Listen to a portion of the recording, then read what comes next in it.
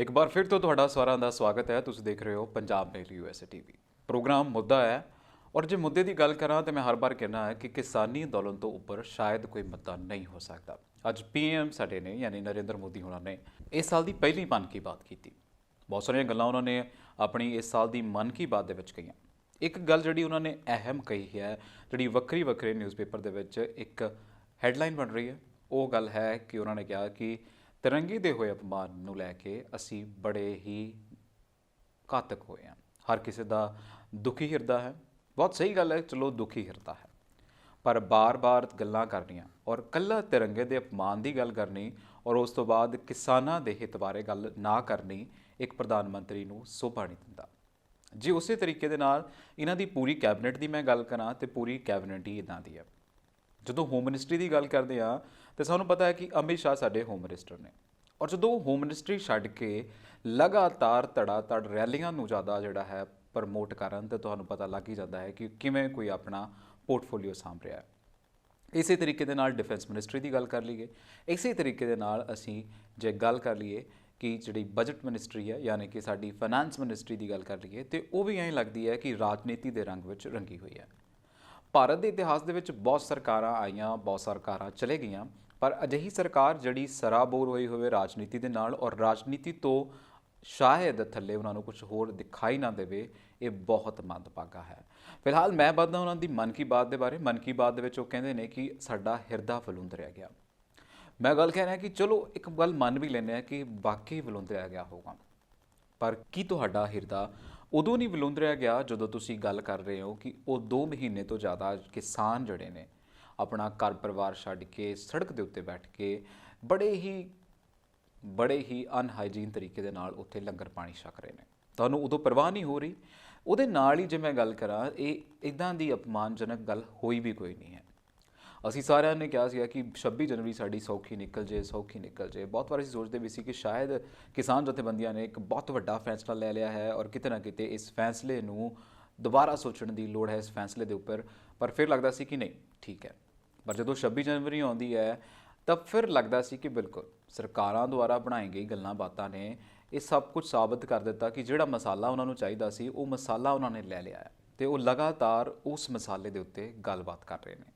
ਇਹ ਬਹੁਤ ਮੰਦਭਾਗੀ ਘਟਨਾ ਹੈ ਜਦੋਂ ਸਰਕਾਰ ਜਿਹੜੀ ਹੈ ਉਹ ਪੋਲੀਟੀਕਲ ਇੰਟਰਸਟ ਨੂੰ ਸਭ ਤੋਂ ਉੱਪਰ ਰੱਖਦੀ ਹੋਵੇ ਔਰ ਉਹਨੂੰ ਲੱਗਦਾ ਹੋਵੇ ਕਿ ਦੂਸਰੇ ਲੋਕ ਜਿਹੜੇ ਨੇ ਚਾਹੇ ਉਹ ਕੋਈ ਵੀ ਗੱਲ ਕਰਦੇ ਹੋਣ ਉਹਨਾਂ ਦੇ ਲਈ ਸਬਜੈਕਟ ਨਹੀਂ ਹੈ। ਜਿਵੇਂ ਫਿਲਹਾਲ ਜੇ ਮੈਂ ਮਨ ਕੀ ਬਾਤ ਕਰਾਂ ਤੇ ਮਨ ਕੀ ਬਾਤ ਦੀ ਗੱਲ ਜਿਹੜੀ ਹੈ ਇੱਕ ਹੋਰ ਵੱਡੀ ਗੱਲ ਉਹਦੇ ਵਿੱਚ ਉਹਨਾਂ ਨੇ ਕਿਹਾ ਕਿ 18 ਮਹੀਨੇ ਦੀ ਜਿਹੜੀ ਰੋਕ ਸੀਗੀ ਅਸੀਂ ਉਹਦੀ ਤਿਉਂ ਰੱਖ ਦਾਂਗੇ।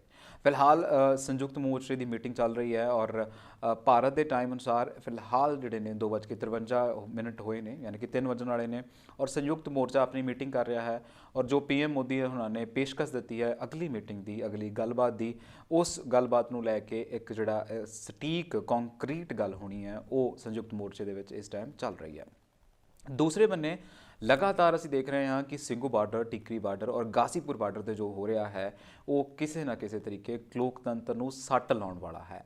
ਗਾਜ਼ੀਪੁਰ ਬਾਰਡਰ ਦੇ ਉੱਤੇ ਲਗਾਤਾਰ ਪੁਲਿਸ ਦੀਆਂ ਚੌਂਕੀਆਂ, ਪੁਲਿਸ ਦਾ ਘਿਰਾਓ, ਬਹੁਤ ਸਾਰੀਆਂ ਹੋਰ ਫੋਰਸਿਸ ਜਿਹੜੀਆਂ ਨੇ ਉੱਥੇ ਆ ਰਹੀਆਂ ਨੇ। ਦੂਸਰੇ ਪਾਸੇ ਸਿੰਘੂ ਬਾਰਡਰ 'ਤੇ ਕਲੈਸ਼ ਹੋ ਜਾਂਦਾ ਹੈ ਔਰ ਇਹ ਕਲੈਸ਼ ਜਿਹੜਾ ਹੈ ਸਰਕਾਰਾਂ ਦੇ ਯਾਨੀ ਕਿ ਉਹਨਾਂ ਦੀ ਇੱਕ ਟੁਕੜੀ ਜਿਹੜੀ ਹੈ ਰਿਪਰੈਜ਼ੈਂਟੇਟਿਵ ਟੁਕੜੀ ਜਿਹਨੂੰ ਕਹਾਂਗੇ, ਜਿਹੜੀ ਦਿੱਲੀ ਪੁਲਿਸ ਹੈ ਉਹਨਾਂ ਦੀ ਰਹਿਨੁਮਾਈ ਹੇਠ ਹੁੰਦਾ ਹੈ। ਯਾਨੀ ਕਿ ਉਸ ਟਾਈਮ ਦਿੱਲੀ ਪੁਲਿਸ ਉੱਥੇ ਮੌਜੂਦ ਸੀ ਜਦੋਂ ਕਲੈਸ਼ ਹੁੰਦਾ ਹੈ। ਕਿਹਾ ਜਾਂਦਾ ਹੈ ਕਿ ਕਾਮਨਰ ਨੂੰ ਜਿਹੜਾ ਹੈ ਜ਼ਿਆਦਾ ਆਉਣ ਨਹੀਂ ਦਿੱਤਾ ਜਾਂਦਾ। ਬੈਰੀਗੇਟਿੰਗ ਕੀਤੀ ਹੋਈ ਹੈ ਦਿੱਲੀ ਵਾਲੇ ਪਾਸੇ। ਜਦੋਂ ਅਸੀਂ ਕਹਿੰਦੇ ਹਾਂ ਕਿ 200 ਬੰਦਾ, ਕਾਮਨਰ ਬੰਦਾ ਦਿੱਲੀ ਤੋਂ ਉਰੇ ਇੱਧਰ ਵਾਲੇ ਬੰਨੇ ਆਉਂਦਾ ਹੈ, ਸਿੰਘੂ ਬਾਰਡਰ 'ਤੇ ਆਉਂਦਾ ਹੈ, ਤਾਂ ਕਿਵੇਂ ਸੰਭਵ ਹੋ ਜਾਂਦਾ ਹੈ? ਔਰ ਉਸ ਤੋਂ ਬਾਅਦ ਜੇ ਆ ਹੀ ਜਾਂਦਾ ਹੈ ਤੇ ਐਡਾ ਵੱਡਾ ਕਲੈਸ਼ ਕਿਵੇਂ ਹੁੰਦਾ ਹੈ ਜਿਹਦੇ ਉੱਤੇ ਕੋਈ ਵੀ ਕਿਸੇ ਪੁਲਿਸ ਅਧਿਕਾਰੀ ਦੀ ਨਿਗਾਹ ਹੀ ਨਹੀਂ ਗਈ? ਐਂਡ ਬਹੁਤ ਸਾਰੀਆਂ ਅਸੀਂ ਦੇਖੀਆਂ ਤਸਵੀਰਾਂ ਜਾਰਜ ਫਲੋਇਡ ਦੇ ਨਾਲ ਜਿਹੜਾ ਕੰਪੇਅਰ ਹੋ ਰਿਹਾ ਸਾਡੇ ਸਿੱਖ ਦੀ ਜਿਹੜੀ ਗੱਲ ਹੈ। ਸੋ ਕਿਤੇ ਨਾ ਕਿਤੇ ਸਰਕਾਰਾਂ ਜਿਹੜੀਆਂ ਨੇ ਉਹਨਾਂ ਨੂੰ ਲੱਗਦਾ ਕਿ ਸ਼ਾਇਦ ਅਸੀਂ 4-5 ਦਿਨ ਉਹੀ ਤਰੀਕਾ ਅਪਣਾਵਾਂਗੇ ਜਿਹੜਾ ਅਸੀਂ NRC ਟਾਈਮ ਅਪਣਾਇਆ, ਕਿਉਂਕਿ ਬਿਲਕੁਲ ਸਰਕਾਰ ਦੀ ਟਿਊਨ ਉਹ ਹੈ, ਰਵੱਈਆ ਉਹ ਹੈ ਔਰ ਬਾਹਰ ਜਿਹੜੇ ਦਿੱਲੀ ਦੇ ਵਿੱਚ ਲੱਗਦੇ ਨਾਅਰੇ ਨੇ ਜਾਂ ਸਿੰਘੂ ਬਾਰਡਰ ਤੇ ਅੱਜ ਕੱਲ੍ਹ ਲੱਗਦੇ ਨਾਅਰੇ ਨੇ, ਚਾਹੇ ਉਹ ਪਥਰਾਅ ਹੋ ਰਿਹਾ ਹੈ, ਉਹ ਸੇਮ ਉਸੇ ਤਰੀਕੇ ਦਾ ਹੈ ਜਿਵੇਂ NRC ਦੇ ਨਾਲ ਹੋਇਆ ਸੀ। ਫਿਰ ਅੱਗੇ ਵੱਧਦਾ ਹਾਂ, ਅੱਗੇ ਵੱਧਦੇ ਮੈਂ ਗੱਲ ਕਰਦਾ ਹਾਂ ਕਿ RSS ਜਿਹਨੂੰ ਬੀਜੇਪੀ ਦੀ ਇੱਕ ਸ਼ਾਖਾ ਕਿਹਾ ਜਾਂਦਾ ਹੈ, ਬੀਜੇਪੀ ਕਿਹਾ ਜਾਂਦਾ ਹੈ ਕਿ ਜਿਹੜਾ ਲੋਕ ਸੰਘ ਸੀ ਉਹ ਆਰਐਸਐਸ ਦੇ ਵਿੱਚੋਂ ਨਿਕਲਿਆ ਹੈ, ਤਾਂ ਮੈਂ ਤੁਹਾਨੂੰ ਇਹ ਦੱਸਦਾ ਕਿ 52 ਸਾਲ ਆਜ਼ਾਦੀ ਤੋਂ ਬਾਅਦ ਆਰਐਸਐਸ ਦਾ ਜਿਹੜਾ ਆਫਿਸ ਸੀਗਾ ਉਸ ਦੇ ਉੱਪਰ ਰਾਸ਼ਟਰੀ ਝੰਡਾ ਲਹਿਰਾਇਆ ਨਹੀਂ ਗਿਆ ਸੀ। 52 ਸਾਲ ਬਾਅਦ ਝੰਡਾ ਲਹਿਰਾਇਆ। ਉਦੋਂ ਕੀ ਦੇਸ਼ ਦਰੋਧ ਦੀ ਗੱਲ ਹੁੰਦੀ ਨਹੀਂ। ਹੁਣ ਜੇ ਮੋਦੀ ਸਾਹਿਬ ਦੇਸ਼ ਪ੍ਰੇਮ ਦੀ ਗੱਲ ਕਰ ਰਹੇ ਨੇ ਤੇ ਫਿਰ ਉਸ ਟਾਈਮ ਤੁਹਾਡਾ ਦੇਸ਼ ਪ੍ਰੇਮ ਜਿਹੜਾ ਸੀ ਉਹ ਕਿੱਥੇ ਗਿਆ ਸੀਗਾ। ਅੱਜ ਤੁਸੀਂ ਬਹੁਤ ਵੱਡੀਆਂ ਗੱਲਾਂ ਕਰ ਰਹੇ ਹੋ, ਹਰ ਵਾਰ ਤੁਸੀਂ ਕਹਿੰਦੇ ਹੋ ਕਿ ਅਸੀਂ ਇੱਦਾਂ ਆ, ਅਸੀਂ ਉੱਦਾਂ ਆ, ਤਾਂ ਫਿਰ ਪਹਿਲਾਂ ਤੁਹਾਡਾ ਦੇਸ਼ ਪ੍ਰੇਮ ਕਿੱਥੇ ਗਿਆ ਸੀ। ਇੱਕ ਘਟਨਾ ਹੋਰ ਤੁਹਾਨੂੰ ਦੱਸ ਰਿਹਾ, ਮੱਧ ਪ੍ਰਦੇਸ਼ ਦੇ ਵਿੱਚ 2018 ਦੇ ਵਿੱਚ ਘਟਨਾ ਹੁੰਦੀ ਹੈ ਜਿੱਥੇ ਕਿ ਇੱਕ ਬੀਜੇਪੀ ਦੇ ਕਾਰਜਕਰਤਾ ਜਿਹੜੇ ਸੀ, ਬੀਜੇਪੀ ਦੇ ਨੇਤਾ ਜਿਹੜੇ ਸੀਗੇ, ਉਹਨਾਂ ਨੇ ਰਾਸ਼ਟਰੀ ਝੰਡਾ ਲਹਿਰਾਉਣ ਦੀ ਬਜਾਏ ਪਾਰਟੀ ਦਾ ਝੰਡਾ ਲਹਿਰਾਇਆ ਜਨ ਗਣ ਮਨ ਦੇ ਉੱਪਰ। ਉਦੋਂ ਕੀ ਤੁਹਾਨੂੰ ਲੱਗਿਆ ਨਹੀਂ ਕਿ ਇਹ ਦੇਸ਼ ਦਰੋਹ ਹੈ, ਦੇਸ਼ ਦੇ ਨਾਲ ਗਰਦਾਰੀ ਹੈ? ਤੁਹਾਡਾ ਹਿਰਦਿਆ ਉਸ ਟਾਈਮ ਨਹੀਂ ਵਿਲੁੰਦਰਿਆ ਗਿਆ?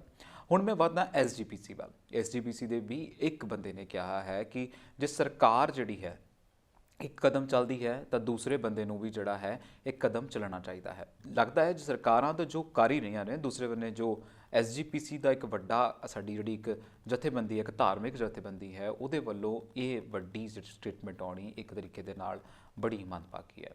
ਤੁਸੀਂ ਨਾ ਉਹ ਗੱਲ ਕਰ ਰਹੇ ਹੋ ਕਿ ਕਿਸਾਨਾਂ ਨੂੰ ਸਮਝਾਈਏ ਕਿ ਜੋ ਹੋਇਆ ਉਹ ਨਹੀਂ ਹੋਣਾ ਚਾਹੀਦਾ ਸੀ, ਉਹ ਸਾਡੇ ਹੱਕ ਵਿੱਚ ਨਹੀਂ ਹੋਏਗਾ, ਔਰ ਕਿਤੇ ਨਾ ਕਿਤੇ ਸਰਕਾਰਾਂ ਨੂੰ ਵੀ ਇਹ ਸਮਝਣਾ ਚਾਹੀਦਾ ਹੈ ਕਿ ਇਹਦੇ ਵਿੱਚ ਕੋਈ ਵੱਡੀ ਗੱਲ ਨਹੀਂ ਹੈ ਕਿ ਤਿਰੰਗੇ ਨੂੰ ਕਿਸੇ ਤਰੀਕੇ ਦੇ ਨਾਲ ਕੋਈ ਨੁਕਸਾਨ ਨਹੀਂ ਪਹੁੰਚਾਇਆ ਗਿਆ ਔਰ ਤਿਰੰਗਾ ਜਿਹੜਾ ਹੈ ਇਉਂ ਦਾ ਤਿਉਂ ਲਹਿਰਾ ਰਿਹਾ ਹੈ। ਔਰ ਬਹੁਤ ਵਾਰ ਜਦੋਂ ਇਹ ਘਟਨਾ ਹੋਈ 26 ਜਨਵਰੀ ਦੀ, ਤਾਂ ਇੱਕ ਗੱਲ ਜਿਹੜੀ ਹੈ ਅਹਿਮ ਵੇਖਣ ਨੂੰ ਮਿਲੀ ਕਿ ਜਿਹੜਾ ਮੀਡੀਆ ਹੈ ਸਾਡਾ, ਨੈਸ਼ਨਲ ਮੀਡੀਆ ਜਿਹਨੂੰ ਅਸੀਂ ਕਹਿੰਦੇ ਹਾਂ, ਉਹਨਾਂ ਨੇ ਲਗਾਤਾਰ ਇੱਕ ਖਬਰ ਛਾਪੀ। ਉਹਨਾਂ ਨੇ ਕਿਹਾ ਕਿ ਇਹ ਇੱਕ ਤਰੀਕੇ ਦੇ ਨਾਲ ਉਹ ਝੰਡਾ ਹੈ ਜਿਹੜਾ ਖਾਲਿਸਤਾਨ ਦਾ ਝੰਡਾ ਹੈ। ਤਾਂ ਦੱਸ ਦਈਏ ਕਿ ਉਹ ਖਾਲਿਸਤਾਨ ਦਾ ਝੰਡਾ ਬਿਲਕੁਲ ਨਹੀਂ ਹੈ। ਉਹ ਸਿੱਖ ਧਰਮ ਦਾ, ਉਹ ਸਿੱਖ ਕੌਮ ਦਾ ਪ੍ਰਤੀਕ ਝੰਡਾ ਹੈ, ਕੇਸਰੀ ਝੰਡਾ ਹੈ। ਔਰ ਬਹੁਤ ਵਾਰ ਅਸੀਂ ਕਲੈਰੀਫਿਕੇਸ਼ਨ ਦੇ ਚੁੱਕੇ ਹਾਂ, ਬਾਰ-ਬਾਰ ਆਉ ਰਹੇ ਹਾਂ, ਬਾਰ-ਬਾਰ ਇਸ ਮੁੱਦੇ ਦੇ ਉੱਤੇ ਗੱਲ ਕਰਦੇ ਹਾਂ, ਪਰ ਫਿਰ ਵੀ ਜੋ ਪ੍ਰੋਪੇਗੈਂਡਾ ਸੈੱਟ ਹੈ ਨੈਸ਼ਨਲ ਮੀਡੀਆ ਦਾ, ਲੱਗਦਾ ਹੈ ਕਿ ਉਹ ਉਸ ਤੋਂ ਟਸ ਤੋਂ ਮਸ ਹੋਣ ਦੇ ਇਰਾਦੇ ਦੇ ਵਿੱਚ ਨਹੀਂ ਹੈ। ਫਿਰ ਜਦੋਂ ਅਸੀਂ ਗੱਲ ਕਰੀਏ ਕਿ ਹੋਵੇ 26 ਜਨਵਰੀ ਔਰ ਲਸ਼ਕਰ ਤਾਮ ਜਿਹੜਾ ਹੈ ਇੰਨਾ ਸੈੱਟ ਹੋਵੇ, ਔਰ ਇੱਕ ਬੰਨੇ ਤੁਸੀਂ ਕਹਿ ਰਹੇ ਹੋ ਕਿ ਸਾਨੂੰ ਲਗਾਤਾਰ ਜਿਹੜੀਆਂ ਨੇ ਸਟੇਟਮੈਂਟਸ ਆ ਰਹੀਆਂ ਨੇ, ਸਾਡੇ ਇੰਟਰਪੋਲ ਦੱਸ ਰਿਹਾ, ਸਾਨੂੰ ਸੀਕ੍ਰੇਟ ਏਜੰਸੀਜ਼ ਦੱਸ ਰਹੀਆਂ ਨੇ ਕਿ ਖਤਰਾ ਹੈ ਔਰ ਕੋਈ ਨਾ ਕੋਈ ਪਾਕਿਸਤਾਨੀ ਅੰਸਰ ਜਿਹੜਾ ਹੈ ਉਹ ਰੰਗ 'ਚ ਭੰਗ ਪਾਉਣ ਦੀ ਕੋਸ਼ਿਸ਼ ਕਰ ਰਿਹਾ ਹੈ, ਤਾਂ ਤੁਹਾਡੇ ਲਾਲ ਕਿਲੇ ਦੇ ਉੱਤੇ ਤੁਹਾਡੇ ਸਨਾਈਪਰ, ਤੁਹਾਡੀਆਂ ਫੋਰਸਿਸ ਕਿਉਂ ਨਹੀਂ ਕੰਮ? ਔਰ ਜੇ ਦੂਸਰੇ ਬੰਨੇ ਅਸੀਂ ਆਈਟੀਓ ਦੀ ਗੱਲ ਕਰ ਲਈਏ ਤਾਂ ਆਈਟੀਓ ਦਾ ਸੀ ਜਿਹੜਾ ਨਜ਼ਾਰਾ ਸੀ ਉਹ ਦੇਖ ਹੀ ਲਿਆ ਸੀ 26 ਜਨਵਰੀ ਵਾਲੀ ਪਰੇਡ ਵਾਲੇ ਦਿਨ ਕਿ ਕਿਵੇਂ ਪੁਲਿਸ ਜਿਹੜੀ ਹੈ ਇੱਕ ਸਾਈਡ ਦੇ ਉੱਤੇ ਕੁਰਸੀਆਂ ਦੇ ਉੱਤੇ ਬੈਠੀ ਹੋਈ ਹੈ। ਉਹਨੂੰ ਲੱਗਦਾ ਹੈ ਕਿ ਸ਼ਾਇਦ ਇਹ ਆਪਣਾ ਕੰਮ ਕਰ ਲੈਣ, ਜੋ ਅਸੀਂ ਚਾਹੁੰਦੇ ਹਾਂ ਉਹ ਹੋ ਜਾਏ। ਇੰਝ ਲੱਗਦਾ ਹੈ ਕਿ ਸਟੋਰੀ ਜਿਹੜੀ ਹੈ ਉਹ ਪਹਿਲਾਂ ਸਭ ਤੋਂ ਮਿੱਠੀ ਗਈ ਸੀ, ਇਕੱਲਾ ਡਾਇਲੋਗ ਸੈੱਟ ਹੋ ਚੁੱਕਾ ਸੀਗਾ, ਸਿਰਫ ਤੇ ਸਿਰਫ ਭੜਕਾਉਣ ਦੀ ਕੋਸ਼ਿਸ਼ ਕੀਤੀ ਹੈ। ਨੀਰਾਪੁਰਾ ਜੇ ਆਪਾਂ ਕਹਿ ਲਈਏ ਕਿ ਜਥੇਬੰਦੀਆਂ ਦਾ ਕਸੂਰ ਹੈ, ਉਹਦੇ ਵਿੱਚ ਬਿਲਕੁਲ ਵੀ ਜਥੇਬੰਦੀਆਂ ਦਾ ਕਸੂਰ ਨਹੀਂ ਹੈ।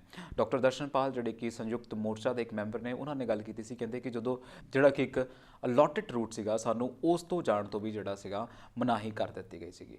ਸੋ ਇਹ ਸਾਰੀਆਂ ਜਿਹੜੀਆਂ ਗੱਲਾਂ ਨੇ ਇਹ ਇੱਕ ਤਰੀਕੇ ਦੇ ਨਾਲ ਇਸ਼ਾਰਾ ਕਰਦੀਆਂ ਨੇ ਕਿ ਗਵਰਨਮੈਂਟ ਜੋ ਚਾਹੁੰਦੀ ਸੀ ਉਹਨਾਂ ਨੇ ਸ਼ਾਇਦ ਉਸ ਨੂੰ ਪਲਾਂਟ ਕੀਤਾ, ਔਰ ਪਲਾਂਟ ਕਰਨ ਤੋਂ ਬਾਅਦ ਲਗਾਤਾਰ ਜਿਹੜਾ ਹੈ ਹੁਣ ਉਸ ਨੂੰ ਕੈਸ਼ ਕਰ ਰਹੇ ਨੇ। ਪਰ ਫਿਲਹਾਲ ਇੱਥੇ ਗੱਲ ਦੇਖਣ ਵਾਲੀ ਗੱਲ ਹੈ ਕਿ ਕਿਸਾਨ ਜਥੇਬੰਦੀਆਂ ਜਿਹੜੀਆਂ ਨੇ ਉਹ ਬੜੇ ਸੁਰਖਰੂ ਤਰੀਕੇ ਦੇ ਨਾਲ ਅੱਗੇ ਵਧ ਰਹੀਆਂ ਨੇ। ਕੱਲ੍ਹ ਜਿਹੜਾ ਹੈ ਉਹਨਾਂ ਨੇ ਭੁੱਖ ਹੜਤਾਲ ਕਰਕੇ ਜਿਹੜਾ ਹੈ ਉਸ ਚੀਜ਼ ਦਾ ਪ੍ਰਾਸ਼ਿਤ ਕਰਨ ਦੀ ਗੱਲ ਕੀਤੀ, ਔਰ ਉਹਨਾਂ ਨੇ ਕਿਹਾ ਕਿ ਸਾਡਾ ਜਿਹੜਾ ਇੱਕ ਅਹਿਦ ਲਿਆ ਕਿ ਸਾਡਾ ਇਹ ਅੰਦੋਲਨ ਜਿਹੜਾ ਹੈ ਇਹ ਸ਼ਾਂਤਮਈ ਚੱਲੇਗਾ ਔਰ ਸ਼ਾਂਤਮਈ ਹੀ ਜਾ ਕੇ ਅਸੀਂ ਗੱਲਬਾਤ ਕਰਾਂਗੇ। ਰਾਜੇਵਾਲ ਜਿਹੜੇ ਕਿ ਬਹੁਤ ਵੱਡੇ ਲੀਡਰ ਨੇ ਇਸ ਕਿਸਾਨ ਅੰਦੋਲਨ ਦੇ, ਉਹਨਾਂ ਨੇ ਕਿਹਾ ਕਿ ਜੇ ਸ਼ਾਂਤਮਈ ਅਸੀਂ ਰਹਾਂਗੇ ਤਾਂ ਸਾਡੀ ਜਿੱਤ ਹੋਏਗੀ, ਜੇ ਅਸੀਂ ਸ਼ਾਂਤਮਈ ਨਹੀਂ ਰਹਿੰਦੇ ਤਾਂ ਜਿੱਤ ਜਿਹੜੀ ਹੈ ਸਰਕਾਰ ਦੀ ਹੋਣੀ ਤੈਅ ਹੈ। ਇਸ ਦੇ ਨਾਲ ਹੀ ਇੱਕ ਗੱਲ ਹੋ ਰਿਹਾ ਹੈ, ਜੇ ਮੈਂ ਤਿਰੰਗੇ ਦੀ ਗੱਲ ਕਰਾਂ ਤੇ ਪਿੱਛੇ ਜੇ ਗਲਵਾਨ ਘਾਟੀ ਦੇ ਵਿੱਚ ਜਿਹੜਾ ਚਾਈਨਾ ਦੇ ਨਾਲ ਸਾਡਾ ਕਲੈਸ਼ ਹੋਇਆ, ਉਸ ਤੋਂ ਬਾਅਦ ਸ਼ਹੀਦ ਸਿੰਘਾਂ ਦੀ, ਸ਼ਹੀਦ ਫੌਜੀਆਂ ਦੀ ਯਾਦ ਵਿੱਚ, ਕਿਉਂਕਿ ਬਹੁਤ ਸਾਰੇ ਪੰਜਾਬੀ ਸੀਗੇ, ਉੱਥੇ ਕੇਸਰੀ ਝੰਡਾ ਲਹਿਰਾਇਆ ਗਿਆ ਸਾਡੇ ਤਿਰੰਗੇ ਦੇ ਨਾਲ। ਸੋ ਮੈਨੂੰ ਇਹ ਲੱਗਦਾ ਹੈ ਕਿਤੇ ਨਾ ਕਿਤੇ ਸਰਕਾਰਾਂ ਜਿਹੜੀਆਂ ਨੇ ਉਹ ਹਮੇਸ਼ਾ ਇਹ ਕੋਸ਼ਿਸ਼ ਕਰਦੀਆਂ ਨੇ ਕਿ ਤਾਰ ਪਿੱਟੋ ਕੀਤਾ ਜਾਵੇ, ਔਰ ਸਰਕਾਰਾਂ ਸੁਣ ਨਹੀਂ ਰਹੀਆਂ। ਇਸ ਲਈ ਹੀ ਤਾਂ ਲੋਕ ਜਿਹੜੇ ਨੇ ਸੜਕਾਂ ਦੇ ਉੱਤੇ ਨੇ, ਔਰ ਇਸ ਸੜਕਾਂ ਦੇ ਉੱਤੇ ਹੋਣਾ ਇੱਕ ਤਰੀਕੇ ਦੇ ਨਾਲ ਦੇਸ਼ ਦੀ ਬਦਨਾਮੀ ਹੈ, ਹਿਊਮਨ ਰਾਈਟਸ ਦੀ ਬਦਨਾਮੀ ਹੈ। ਔਰ ਜੇ ਅਸੀਂ ਰਾਸ਼ਟਰੀ ਧਰੋਹਰਾਂ ਦੀ ਗੱਲ ਕਰ ਰਹੇ ਹਾਂ ਤਾਂ ਸ਼ਾਇਦ ਰਾਸ਼ਟਰੀ ਧਰੋਹਰਾਂ ਨੂੰ ਬਚਾਉਣ ਦੇ ਲਈ ਇੱਦਾਂ ਦੀਆਂ ਗੱਲਾਂ ਹੋਣੀਆਂ ਨਹੀਂ ਚਾਹੀਦੀਆਂ। ਔਰ ਜੇ ਇੱਦਾਂ ਦੀਆਂ ਗੱਲਾਂ ਨਹੀਂ ਹੋਣੀਆਂ ਚਾਹੀਦੀਆਂ ਤਾਂ ਫਿਰ ਜਲਦ ਤੋਂ ਜਲਦ ਜਿਹੜੇ ਮਸਲੇ ਆ ਉਹ ਹੱਲ ਕੀਤੇ ਜਾਣੇ ਚਾਹੀਦੇ ਨੇ। ਇੱਕ ਹੋਰ ਸਟੇਟਮੈਂਟ ਆਉਂਦੀ ਹੈ, ਉਹਨਾਂ ਨੇ ਕਿਹਾ ਕਿ ਸਰਕਾਰ ਜਿਹੜੀ ਹੈ ਖੁੱਲ੍ਹੇ ਮਨ ਦੇ ਨਾਲ, ਯਾਨੀ ਕਿ ਮੋਦੀ ਗਵਰਨਮੈਂਟ ਜਿਹੜੀ ਹੈ ਖੁੱਲ੍ਹੇ ਮਨ ਦੇ ਨਾਲ ਇੱਕ ਵਾਰ ਫਿਰ ਤੋਂ ਡਾਇਲੋਗ ਕਰਨਾ ਚਾਹੁੰਦੀ ਹੈ। 11 ਪੜਾਅ ਦੀ ਮੀਟਿੰਗ ਹੋਵੇ ਔਰ ਡਾਇਲੋਗ ਜਿਹੜਾ ਹੈ ਤੁਸੀਂ ਹਜੇ ਵੀ ਕਹੋ ਕਿ ਅਸੀਂ ਖੁੱਲ੍ਹੇ ਮਨ ਨਾਲ ਨਹੀਂ ਕੀਤਾ, ਇੱਕ ਤਰੀਕੇ ਨਾਲ ਸ਼ਰਮਸਾਰ ਗੱਲ ਹੈ। ਔਰ ਇੰਝ ਲੱਗ ਰਿਹਾ ਹੈ ਕਿ ਸਿਰਫ ਤੇ ਸਿਰਫ ਇੱਕ ਪੱਟੀ ਹੈ, ਇੱਕ ਤਰੀਕੇ ਦੇ ਨਾਲ ਇੱਕ ਦਿਖਾਵਾ ਕੀਤਾ ਜਾ ਰਿਹਾ ਹੈ ਗਵਰਨਮੈਂਟ ਵੱਲੋਂ। ਸ਼ਾਇਦ ਗੱਲਬਾਤ ਦੇ ਲਈ ਕੋਈ ਵੀ ਬੰਦਾ ਜਿਹੜਾ ਹੈ ਉਹ ਸੰਜੀਦਾ ਨਹੀਂ ਹੈ ਔਰ ਉਹਨਾਂ ਨੂੰ ਲੱਗਦਾ ਹੈ ਕਿ ਜੋ ਅਸੀਂ ਕਹਿ ਰਾਂਗੇ ਇੱਕ ਉਹਨਾਂ ਦੀ ਹਿੰਡ ਜਿਹੜੀ ਹੈ, ਇੱਕ ਤਰੀਕੇ ਨਾਲ ਹਉਮੈ ਜਿਹੜੀ ਹੈ ਉਹ ਕੜੀ ਬਣ ਕੇ ਰੜਕ ਰਹੀ ਹੈ। ਫਿਲਹਾਲ ਹੁਣ ਵੱਧਦੇ ਆ ਮਨ ਕੀ ਬਾਤ ਦੇ ਕੁਝ ਪੁਆਇੰਟ ਜਿਹੜੇ ਕਿ ਗਵਰਨਮੈਂਟ ਨੇ ਇਸ ਵਾਰ ਜਿਹੜੇ ਮੋਦੀ ਸਾਹਿਬ ਨੇ ਕੀਤੇ ਨੇ। ਦੋ ਗੱਲਾਂ ਜਿਹੜੀਆਂ ਮੈਨੂੰ ਬਹੁਤ ਜ਼ਿਆਦੀਆਂ ਅਜੀਬ ਲੱਗੀਆਂ, ਜਾਂ ਕਹਿ ਲਓ ਕਿ ਬੰਗਾਲ ਦਾ ਇਲੈਕਸ਼ਨਸ ਨੇੜੇ ਨੇ, ਇਸ ਕਰਕੇ ਬੰਗਾਲ ਦੇ ਉੱਤੇ ਕਾਫੀ ਸਟ੍ਰੈਸ ਦੇ ਕੇ ਕੀਤੀਆਂ। ਇੱਕ ਤਾਂ ਪੇਂਟਿੰਗ ਬਾਰੇ ਗੱਲ ਕੀਤੀ ਉਹਨਾਂ ਨੇ ਕਿਹਾ ਕਿ ਇੱਕ ਬੰਗਾਲ ਦੀ ਪੇਂਟਿੰਗ ਹੈ, ਰਮਾਇਣਾ ਦੇ ਉੱਤੇ ਬੇਸ ਪੇਂਟਿੰਗ ਹੈ, ਵੈਸਟ ਬੰਗਾਲ ਦੀ ਪੇਂਟਿੰਗ ਹੈ, ਉਹ ਬੜੀ ਮਹਿੰਗੀ, ਯਾਨੀ ਕਿ 2 ਲੱਖ ਰੁਪਏ ਦੀ ਵਿਕਦੀ ਹੈ। ਇੱਕ ਬੰਨੇ ਜਦੋਂ ਤੁਸੀਂ ਚਲੋ ਇੱਕ ਗੱਲ ਤਾਂ ਕਹਿੰਦੇ ਹੋ, ਫਿਰ ਉਸ ਤੋਂ ਬਾਅਦ ਦੂਸਰੀ ਗੱਲ ਫਿਰ ਬੰਗਾਲ ਦੇ ਉੱਤੇ ਆਉਂਦੀ ਹੈ ਕਿ ਬੰਗਾਲ ਦੇ ਵਿੱਚ ਜਿਹੜਾ ਹੈ ਘਰੇਲੂ ਉਦਯੋਗ ਨੂੰ ਜਿਹੜਾ ਹੈ ਇੱਕ ਹੈਂਡਕ੍ਰਾਫਟ ਨੂੰ ਕਰਾਉਣ ਦੇ ਲਈ, ਇੱਕ ਹੈਂਡਕ੍ਰਾਫਟ ਨੂੰ ਅਪਲਿਫਟ ਕਰਨ ਦੇ ਲਈ ਅਸੀਂ ਇਨਕ੍ਰੈਡੀਬਲ ਇੰਡੀਆ ਦੇ ਤਹਿਤ, ਮਿਨਿਸਟਰੀ ਦੇ ਤਹਿਤ ਜਿਹੜਾ ਹੈ ਮੇਲੇ ਲਾ ਰਹੇ ਹਾਂ। ਤੋ ਇੱਦਾਂ ਲੱਗ ਰਿਹਾ ਹੈ ਕਿ ਸ਼ਾਇਦ ਮੋਦੀ ਸਾਹਿਬ ਮਨ ਕੀ ਬਾਤ ਘੱਟ ਤੇ ਕੈਂਪੇਨ ਜ਼ਿਆਦਾ ਕਰ ਰਹੇ ਨੇ ਔਰ ਕੈਸ਼ ਕਰਨ ਦੀ ਕੋਸ਼ਿਸ਼ ਕਰ ਰਹੇ ਨੇ ਜੋ ਪੱਛਮ ਬੰਗਾਲ ਦੇ ਵਿੱਚ ਚੋਣਾਂ ਨੇ, ਔਰ ਕਿਤੇ ਨਾ ਕਿਤੇ ਪੋਲੀਟੀਕਲ ਸਿਸਟਮ ਜਿਹੜਾ ਹੈ ਉਹਨੂੰ ਹਰ ਜਗ੍ਹਾ ਉੱਪਰ ਰੱਖਿਆ ਜਾਂਦਾ ਹੈ। ਮੈਂ ਬਾਰ-ਬਾਰ ਹਿਸਟਰੀ ਦੀ ਗੱਲ ਕਰ ਰਿਹਾ ਹਾਂ। ਹਿਸਟਰੀ ਦੇ ਵਿੱਚ ਅਕਸਰ ਇੱਦਾਂ ਹੁੰਦਾ ਸੀ ਕਿ ਜੇ ਅਸੀਂ ਕਿਸੇ ਨੂੰ ਆਪਣਾ ਮੰਤਰੀ ਮੰਨਦੇ ਸੀ ਜਾਂ ਜੇ ਉਹ ਪ੍ਰਧਾਨ ਮੰਤਰੀ ਸੀ ਤਾਂ ਉਹ ਕੈਂਪੇਨ ਦੀ ਗੱਲ ਘੱਟ ਕਰਦਾ ਸੀ। ਉਹ ਉਸ ਕੈਂਪੇਨ ਦੇ ਵਿੱਚ ਸ਼ਾਇਦ ਬਹੁਤ ਥੋੜ੍ਹੇ ਤਰੀਕੇ ਦੇ ਨਾਲ ਸ਼ਰੀਕ ਹੁੰਦਾ ਸੀ। ਜਿਵੇਂ ਮੋਦੀ ਸਾਹਿਬ ਜਿਹੜੇ ਨੇ ਉਹ ਹਰ ਕੈਂਪੇਨ ਦੇ ਵਿੱਚ ਮੋਹਰੇ ਹੁੰਦੇ ਨੇ, ਚਾਹੇ ਉਹ ਬਿਹਾਰ ਇਲੈਕਸ਼ਨ ਹੋਵੇ, ਇੰਨਾ ਤੜਾ-ਤੜ ਕੈਂਪੇਨਸ ਹੋਣੀਆਂ ਔਰ ਇੱਦਾਂ ਦੀਆਂ ਗੱਲਾਂ ਔਰ ਇੰਨੇ ਗਿਰੇ ਹੋਏ ਸਤਰ ਦੀ ਪੋਲੀਟਿਕਸ ਹੋਣੀ, ਕਿਤੇ ਨਾ ਕਿਤੇ ਇਹ ਦਰਸਾਉਂਦਾ ਹੈ ਕਿ ਪੰਜਾਬ ਜਾਂ ਭਾਰਤ ਜਿਹੜਾ ਹੈ ਇਹਨੂੰ ਕਿਤੇ ਨਾ ਕਿਤੇ, ਇਹਨਾਂ ਦੇ ਲੋਕਾਂ ਨੂੰ ਕਿਤੇ ਨਾ ਕਿਤੇ ਐਕਟਿਵ ਹੋਣਾ ਪੈਣਾ ਹੈ, ਜ਼ਿੰਮੇਵਾਰ ਨਾਗਰਿਕ ਬਣਨਾ ਪੈਣਾ ਹੈ ਔਰ ਆਪਣੇ ਹੱਕ ਸੱਚ ਦੇ ਉੱਤੇ ਪਹਿਰਾ ਦੇਣਾ ਹੈ। ਇਸ ਤੋਂ ਇਲਾਵਾ ਬਹੁਤ ਸਾਰੀਆਂ ਹੋਰ ਗੱਲਾਂ ਜਿਹੜੀਆਂ ਨੇ ਉਹਨਾਂ ਨੇ ਕੀਤੀ, ਯੋਗਾ ਨੂੰ ਲੈ ਕੇ ਗੱਲਾਂ ਕੀਤੀਆਂ ਕਿ ਯੋਗਾ ਜਿਹੜਾ ਹੈ ਪੂਰੀ ਦੁਨੀਆ ਦੇ ਵਿੱਚ ਮਸ਼ਹੂਰ ਹੈ। ਉਹਨਾਂ ਨੇ ਬਹੁਤ ਸਾਰੀ ਥਾਂ ਦੀ ਨਾਮ ਲਏ ਨੇ। ਇਸ ਤੋਂ ਇਲਾਵਾ ਇਸੇ ਮਨ ਕੀ ਬਾਤ ਦੇ ਵਿੱਚ ਉਹਨਾਂ ਨੇ ਇੱਕ ਵਿਮਨ ਦੀ ਐਗਜ਼ਾਮਪਲ ਦਿੱਤੀ ਹੈ ਕਿ ਕਰੋਨਾ ਕਰਕੇ ਇੱਕ ਔਰਤ ਦੀ ਜਿਹੜੀ ਇੱਕ ਸੈਲਰ 'ਚ ਕੰਮ ਕਰਦੀ ਸੀਗੀ, ਉਹਦੀ ਜੌਬ ਚਲੇ ਜਾਂਦੀ ਹੈ, ਪਰ ਉਹਨੇ ਲੋਨ ਲੈ ਕੇ ਕੰਮ ਕੀਤਾ ਔਰ ਉਹ ਜਿਹੜੀ ਸੈਲਰ 'ਚ ਕੰਮ ਕਰਦੀ ਸੀ ਉਹਨੇ ਆਪਣਾ ਸੈਲਰ ਸ਼ੁਰੂ ਕਰ ਲਿਆ। ਪਰ ਇੱਥੇ ਦੱਸਣ ਵਾਲੀ ਗੱਲ ਹੈ ਕਿ ਇਹ ਸਭ ਲਈ ਸੌਖਾ ਨਹੀਂ ਹੈ, ਕਿਉਂਕਿ ਜਿਹੜਾ ਬਜਟ ਜਿਹੜਾ ਹੈ ਅਨੁਰਾਗ ਠਾਕਰ ਵਰਗੇ ਔਰ ਸਾਡੇ ਫਾਈਨੈਂਸ ਮਿਨਿਸਟਰਾਂ ਨੂੰ 2 ਤੋਂ 3 ਦਿਨ ਲੱਗ ਜਾਂਦੇ ਨੇ ਸਮਝਾਉਂਦਿਆਂ ਨੂੰ, ਉਹਨਾਂ ਨੂੰ ਸ਼ਾਇਦ ਕਾਮਨਰ ਤੱਕ ਨਹੀਂ ਪਹੁੰਚ ਸਕਦੀ। ਅਮਰੀਕਾ ਦੇ ਵਿੱਚ ਅਸੀਂ ਦੇਖਿਆ ਥੋੜ੍ਹੇ ਦਿਨ ਪਹਿਲਾਂ ਜਦੋਂ ਟਰੰਪ ਸਰਕਾਰ ਜਾਂਦੀ ਹੈ ਤੇ ਬਾਈਡਨ ਸਾਹਿਬ ਇੱਕ ਰਾਹਤ ਪੈਕੇਜ ਲੈ ਕੇ ਆਉਂਦੇ ਨੇ ਜਿਹਨੂੰ ਕਰੋਨਾ ਰਿਲੀਫ ਫੰਡ ਕਿਹਾ ਜਾਂਦਾ ਹੈ ਔਰ ਉਹ ਹਰ ਡੋਰ ਸਟੈਪ ਤੱਕ ਪਹੁੰਚਦਾ ਹੈ। ਸਾਡੇ state finance minister Anurag Thakur and ਜੇ ਅਸੀਂ ਫਾਈਨੈਂਸ ਮਿਨਿਸਟਰੀ ਦੀ ਮੈਂ ਗੱਲ ਕਰਾਂ ਤੇ ਨਿਰਮਲਾ ਸੀਤਾਰਮਨ ਨੇ 2 ਦਿਨ ਤੱਕ ਸਮਝਾਉਣ ਨੂੰ ਲੱਗ ਦਿੱਤੇ, ਪਰ ਅੱਜ ਤੱਕ ਮੈਨੂੰ ਲੱਗਦਾ ਹੈ ਕਿ ਮੇਰੇ ਐਂਡ ਤੱਕ ਤੇ ਉਹਦਾ ਫਾਇਦਾ ਨਹੀਂ ਪਹੁੰਚਿਆ ਔਰ ਇਸੇ ਤਰੀਕੇ ਦੇ ਨਾਲ ਬਹੁਤ ਸਾਰੇ ਹੋਰ ਲੋਕਾਂ ਨੂੰ। ਜੇ ਅਸੀਂ ਗੱਲ ਕਰੀਏ ਕਰੋਨਾ ਦੇ ਵਿੱਚ ਸਾਡੀ ਜੌਬ ਚਲੇ ਗਈ ਹੈ, ਸਾਡੀਆਂ ਜਿਹੜੇ ਸੋਰਸਿਸ ਨੇ ਉਹ ਲਿਮਿਟਡ ਹੋ ਗਏ ਨੇ, ਤੇ ਕੌਣ ਬੰਦਾ ਜਿਹੜਾ ਹੈ ਉਹ ਲੈ ਕੇ ਇੱਕ ਲੋਨ ਲੈ ਕੇ ਜਿਹੜਾ ਹੈ ਕਾਰੋਬਾਰ ਸ਼ੁਰੂ ਕਰਦਾ ਹੈ ਔਰ ਕਰੋਨਾ ਦੇ ਵਿੱਚ ਨਾ ਚੱਲੇ ਤੇ ਫਿਰ ਉਹਨੂੰ ਕਿਸ਼ਤਾਂ ਦੇਣੀਆਂ, ਉਹਨੂੰ ਉਹਦੀ ਇੰਸਟਾਲਮੈਂਟ ਦੇਣੀ ਜਿਹੜੀ ਹੈ ਭਾਰੀ ਪੈ ਜਾਵੇ। ਦੂਸਰੇ ਬੰਨੇ ਜੇ ਹੁਣ ਮੋਦੀ ਸਾਹਿਬ ਨੇ ਅੱਜ ਦੀ ਮਨ ਕੀ ਬਾਤ ਵਿੱਚ ਥੋੜ੍ਹੇ ਜਿਹੇ ਗੱਲ ਕੀਤੀ ਕਿ ਤੁਸੀਂ ਕਿੱਦਾਂ ਅਪਲਿਫਟ ਹੋ ਸਕਦੇ ਹੋ, ਪਰ ਮੈਂ ਤੁਹਾਨੂੰ ਦੱਸਦਾ ਕਿ ਇਹ ਉਹੀ ਮੋਦੀ ਸਾਹਿਬ ਨੇ ਜਿਹੜੇ ਉੜੀਸਾ ਦੇ ਵਿੱਚ ਜਾਂਦੇ ਨੇ ਔਰ ਉੱਥੇ ਜਿਹੜਾ ਹੈ ਮਲਟੀਨੈਸ਼ਨਲ ਕੰਪਨੀਜ਼ ਨੂੰ ਪ੍ਰਮੋਟ ਕਰਦੇ ਨੇ ਔਰ ਮਲਟੀਨੈਸ਼ਨਲ ਕੰਪਨੀ ਜਿਹੜੀਆਂ ਨੇ ਉਹ ਇਜ਼ਾਰੇਦਾਰੀ ਇੱਕ ਮੁਲਕ ਦੇ ਵਿੱਚੋਂ ਇਕੱਠੀ ਕਰਦੀਆਂ ਨੇ, ਉਹ ਉਸ ਮੁਲਕ 'ਚ ਲੈ ਜਾਂਦੀਆਂ ਨੇ ਜਿਹੜੀਆਂ ਉਹ ਨੇਟਿਵਸ ਮੁਲਕ ਦੀ ਗੱਲ ਹੁੰਦੀ ਹੈ। ਇੱਕ ਉਦਾਹਰਨ ਦਿੰਦਾ ਤੁਹਾਨੂੰ ਕਿ ਮਲਟੀਨੈਸ਼ਨਲ ਕੰਪਨੀਆਂ ਜਿਹੜੀਆਂ ਨੇ ਉਹ ਉੱਥੇ ਹੀ ਆਪਣਾ ਪੂਰਾ ਅੱਡਾ ਗੱਡਾ ਲਾਉਂਦੀਆਂ ਨੇ ਜਿੱਥੇ ਉਹਨਾਂ ਨੂੰ ਪਤਾ ਹੈ ਕਿ ਸਾਨੂੰ ਜਿਹੜੀ ਲੇਬਰ ਹੈ ਉਹ ਸਸਤੀ ਮਿਲਣੀ ਹੈ। ਮੈਂ ਕੋਕਾ ਕੋਲਾ ਦੀ ਐਗਜ਼ਾਮਪਲ ਦੇਵਾਂ ਤੇ ਸਾਊਥ ਅਫਰੀਕਾ ਦੇ ਵਿੱਚ ਕੋਕਾ ਕੋਲਾ ਦੇ ਬਹੁਤ ਸਾਰੇ ਪਲਾਂਟ ਨੇ ਕਿਉਂਕਿ ਉੱਥੇ ਉਹਨਾਂ ਨੂੰ ਲੇਬਰ ਸਸਤੀ ਮਿਲਦੀ ਹੈ। ਸਿਰਫ ਤੇ ਸਿਰਫ ਲੇਬਰ ਸਸਤੀ ਲੈ ਕੇ ਸਾਡੇ ਸੋਰਸਸ ਦੀ ਲੁੱਟ ਖਸੁੱਟ ਕਰਕੇ ਉਸ ਤੋਂ ਫਿਨਿਸ਼ ਪ੍ਰੋਡਕਟ ਬਣਾ ਕੇ ਪੂਰੀ ਦੁਨੀਆ ਦੇ ਵਿੱਚ ਵੇਚ ਕੇ ਇਨਡਾਇਰੈਕਟਲੀ ਸਾਡਾ ਜਿਹੜਾ ਪੈਸਾ ਹੈ ਉਹਨੂੰ ਆਪਣੇ ਮੁਲਕ ਦੇ ਵਿੱਚ ਇਨਵੈਸਟ ਕੀਤਾ ਜਾਂਦਾ ਹੈ। ਇਸ ਲਈ ਕਿਤੇ ਨਾ ਕਿਤੇ ਲੋੜ ਹੈ ਸਾਡੇ ਇੰਟਰਨਲ ਸਟਰਕਚਰ ਨੂੰ, ਜਿਹਨੂੰ ਅਸੀਂ ਗਵਰਨਮੈਂਟ ਸਟਰਕਚਰ ਕਹਿੰਦੇ ਹਾਂ, ਉਹਨੂੰ ਪ੍ਰਮੋਟ ਕਰਨ ਦੇ ਲਈ। ਇੱਥੇ ਇੱਕ ਗੱਲ ਹੋਰ ਕਰਨੀ ਬਹੁਤ ਜ਼ਰੂਰੀ ਹੈ ਕਿ ਬਜਟ ਜਿਹੜਾ ਹੈ ਉਹ ਰਾਊਂਡ ਦਾ ਕਾਰਨਰ ਹੈ। ਜਦੋਂ ਅਸੀਂ ਕਹਿੰਦੇ ਹਾਂ ਕਿ ਬਜਟ ਅਰਾਊਂਡ ਦਾ ਕਾਰਨਰ ਹੈ ਤਾਂ ਸਰਕਾਰ ਨੂੰ ਚਾਹੀਦਾ ਹੈ ਕਿ ਜਿਹੜੇ ਪ੍ਰਾਈਵੇਟਾਈਜੇਸ਼ਨ ਜਿਹੜੀ ਬਹੁਤ ਵੱਧ ਗਈ ਹੈ, ਈਵਨ ਤੋਂ ਕਿ ਰੇਲਵੇ ਜਿਹੜਾ ਸਾਨੂੰ ਲੱਗਦਾ ਸੀ ਕਿ ਇੱਕ ਬਹੁਤ ਚੰਗਾ ਮੰਤਰਾਲਾ ਹੈ ਔਰ ਘਾਟੇ 'ਚ ਨਾ ਜਾਣ ਵਾਲਾ ਮੰਤਰਾਲਾ ਹੈ, ਗਵਰਨਮੈਂਟ ਉਹਦੇ ਵਿੱਚ ਵੀ ਪ੍ਰਾਈਵੇਟਾਈਜੇਸ਼ਨ ਕਰ ਰਹੀ ਹੈ। ਔਰ ਇਸ ਵਾਰ ਹਿੰਟ ਮਿਲ ਚੁੱਕਾ ਹੈ ਕਿ ਜਿਹੜੀ ਪ੍ਰਾਈਵੇਟਾਈਜੇਸ਼ਨ ਹੈ ਉਹਨੂੰ ਇੱਕ ਤਰੀਕੇ ਦੇ ਨਾਲ ਕਲੀਅਰੈਂਸ ਮਿਲ ਗਈ ਹੈ। ਇਸ ਤੋਂ ਇਲਾਵਾ ਡਿਫੈਂਸ ਦੀ ਗੱਲ ਕਰਦੇ ਹਾਂ, ਤੇ ਡਿਫੈਂਸ ਦੇ ਵਿੱਚ ਵੀ ਜਿਹੜਾ ਹੈ ਪ੍ਰਾਈਵੇਟਾਈਜੇਸ਼ਨ ਦਾ ਇੱਕ ਬਹੁਤ ਵੱਡਾ ਚੰਕ ਜਿਹੜਾ ਹੈ ਗਵਰਨਮੈਂਟ ਨੇ ਕਹਿ ਦਿੱਤਾ ਹੈ, ਮਨਜ਼ੂਰ ਕਰ ਦਿੱਤਾ ਹੈ। ਤੁਹਾਨੂੰ ਲੱਗਦਾ ਕਿ ਸਾਡੇ ਕੋਲ DRDO ਵਰਗੀਆਂ ਵੱਡੀਆਂ ਏਜੰਸੀਆਂ ਹਨ, ਉਹ ਆਪਣਾ ਇਹ ਕੰਮ ਆਪ ਕਰ ਸਕਦੀਆਂ ਨੇ, ਲੋਕਾਂ ਨੂੰ ਐਮਪਲੋਇਮੈਂਟ ਕਰ ਸਕਦੀਆਂ ਨੇ, ਔਰ ਇਹ ਜਿਹੜੀ ਸਾਡੀ ਬੇਰੁਜ਼ਗਾਰੀ ਵਾਲੀ ਸਮੱਸਿਆ ਹੈ ਉਹ ਕਿਤੇ ਨਾ ਕਿਤੇ ਤੁਹਾਨੂੰ ਠੱਲ ਪੈ ਸਕਦੀ ਹੈ। ਉਸੇ ਤਰ੍ਹਾਂ ਜੇ ਮੈਂ ਗੱਲ ਕਰਾਂ ਏਵੀਏਸ਼ਨ ਦੀ, ਤੁਹਾਨੂੰ ਪਤਾ ਹੈ ਹਰਜੀਤ ਪੁਰੀ ਜਿਹੜੇ ਨੇ ਇੱਕ ਸਾਡੇ ਏਵੀਏਸ਼ਨ ਮਿਨਿਸਟਰ ਨੇ, ਇਸ ਕਰੋਨਾ ਟਾਈਮ, ਇਸ ਅੰਦੋਲਨ ਟਾਈਮ ਉਹ ਬਹੁਤ ਐਕਟਿਵ ਸੀਗੇ। ਇਹ ਉਹੀ ਪੁਰੀ ਸਾਹਿਬ ਨੇ ਜਿਹੜਾ ਨੇ ਕਿਹਾ ਸੀ ਕਿ ਹਰਸਿਮਰਤ ਕੌਰ ਬਾਦਲ ਉਦੋਂ ਕਿੱਥੇ ਗਏ ਸੀਗੇ ਜਦੋਂ ਕੈਬਨਿਟ 'ਚ ਬਿਠਾ ਕੇ ਸਾਈਨ ਹੋਏ ਸੀਗੇ, ਉਦੋਂ ਇਹਨਾਂ ਨੇ ਕਿਹਾ ਸੀ ਕਿ ਬਹੁਤ ਚੰਗਾ ਬਿੱਲ ਹੈ। ਈਵਨ ਦੋ ਕਹਿੰਦੇ ਕਿ ਪੰਜਾਬ ਦੇ ਵਿੱਚ ਜਾ ਕੇ ਵੀ ਉਹ ਪ੍ਰਮੋਟ ਕਰਦੇ ਰਹੇ, ਉਦੋਂ ਹਰਸਿਮਰਤ ਕੌਰ ਬਾਦਲ ਕਿੱਥੇ ਗਏ ਸੀ। ਇਸੇ ਗੱਲਾਂ ਨੂੰ ਉਹ ਲਗਾਤਾਰ ਨਿਊਜ਼ ਬਣਾ ਕੇ ਲਗਾਤਾਰ ਉਹਨਾਂ ਦੀ ਸਟੇਟਮੈਂਟ ਚੱਲਦੀ ਰਹੀ, ਕਿਤੇ ਨਾ ਕਿਤੇ ਸ਼੍ਰੋਮਣੀ ਅਕਾਲੀ ਦਲ ਨੂੰ ਵੀ ਇਸ ਦਾ ਬਹੁਤ ਘਾਟਾ ਹੋਇਆ। ਸੋ ਆਲ ਇਨ ਆਲ ਜੇ ਗੱਲ ਕੀਤੀ ਜਾਵੇ ਤੇ ਇੱਕ ਤਰੀਕੇ ਦੇ ਨਾਲ ਐਡੀ ਇਮੇਜ ਬਣ ਚੁੱਕੀ ਹੈ, ਐਡੀ ਗੰਦੀ ਇਮੇਜ ਬਣਾ ਰਹੇ ਨੇ ਕਿ ਜਿੱਥੇ ਸਾਨੂੰ ਲੱਗ ਰਿਹਾ ਹੈ ਕਿ ਸੰਘੀ ਢਾਂਚਾ, ਲੋਕਤੰਤਰਿਕ ਢਾਂਚਾ, ਜਿੱਥੇ ਜਿਹੜੀ ਪਾਵਰ ਹੈ ਉਹਦਾ ਇੱਕ ਚੰਗੇ ਤਰੀਕੇ ਦੇ ਨਾਲ ਸਿਸਟਮ ਵਾਈਜ਼ ਜਿਹੜਾ ਹੈ ਡਿਸਟ੍ਰੀਬਿਊਸ਼ਨ ਜਿਹੜਾ ਹੈ ਉਹ ਖਤਮ ਹੋ ਗਿਆ ਹੈ। ਸਾਨੂੰ ਲੱਗ ਰਿਹਾ ਹੈ ਕਿ ਪਾਵਰ ਜਿਹੜੀ ਹੈ ਉਹ ਇੱਕ ਬੰਨੇ ਰਹਿ ਗਈ ਹੈ। ਕੁਝ ਇੰਡੀਪੈਂਡੈਂਟ ਆਰਗੇਨਾਈਜੇਸ਼ਨਾਂ ਜਿਹਨਾਂ ਨੂੰ ਸੁਪਰੀਮ ਕੋਰਟ ਵਰਗੀਆਂ ਆਰਗੇਨਾਈਜੇਸ਼ਨਾਂ ਨੇ, ਉਹ ਲਗਾਤਾਰ ਤੂਤੀ ਬੋਲ ਰਹੀਆਂ ਨੇ ਸਰਕਾਰਾਂ ਦੀ। ਔਰ ਜੇ ਮੈਂ ਸਾਡੇ ਪ੍ਰੈਜ਼ੀਡੈਂਟ ਦੀ ਗੱਲ ਕਰਾਂ, ਪ੍ਰੈਜ਼ੀਡੈਂਟ ਜਿਹੜਾ ਹੈ ਸਭ ਤੋਂ ਉੱਪਰ ਨੇ।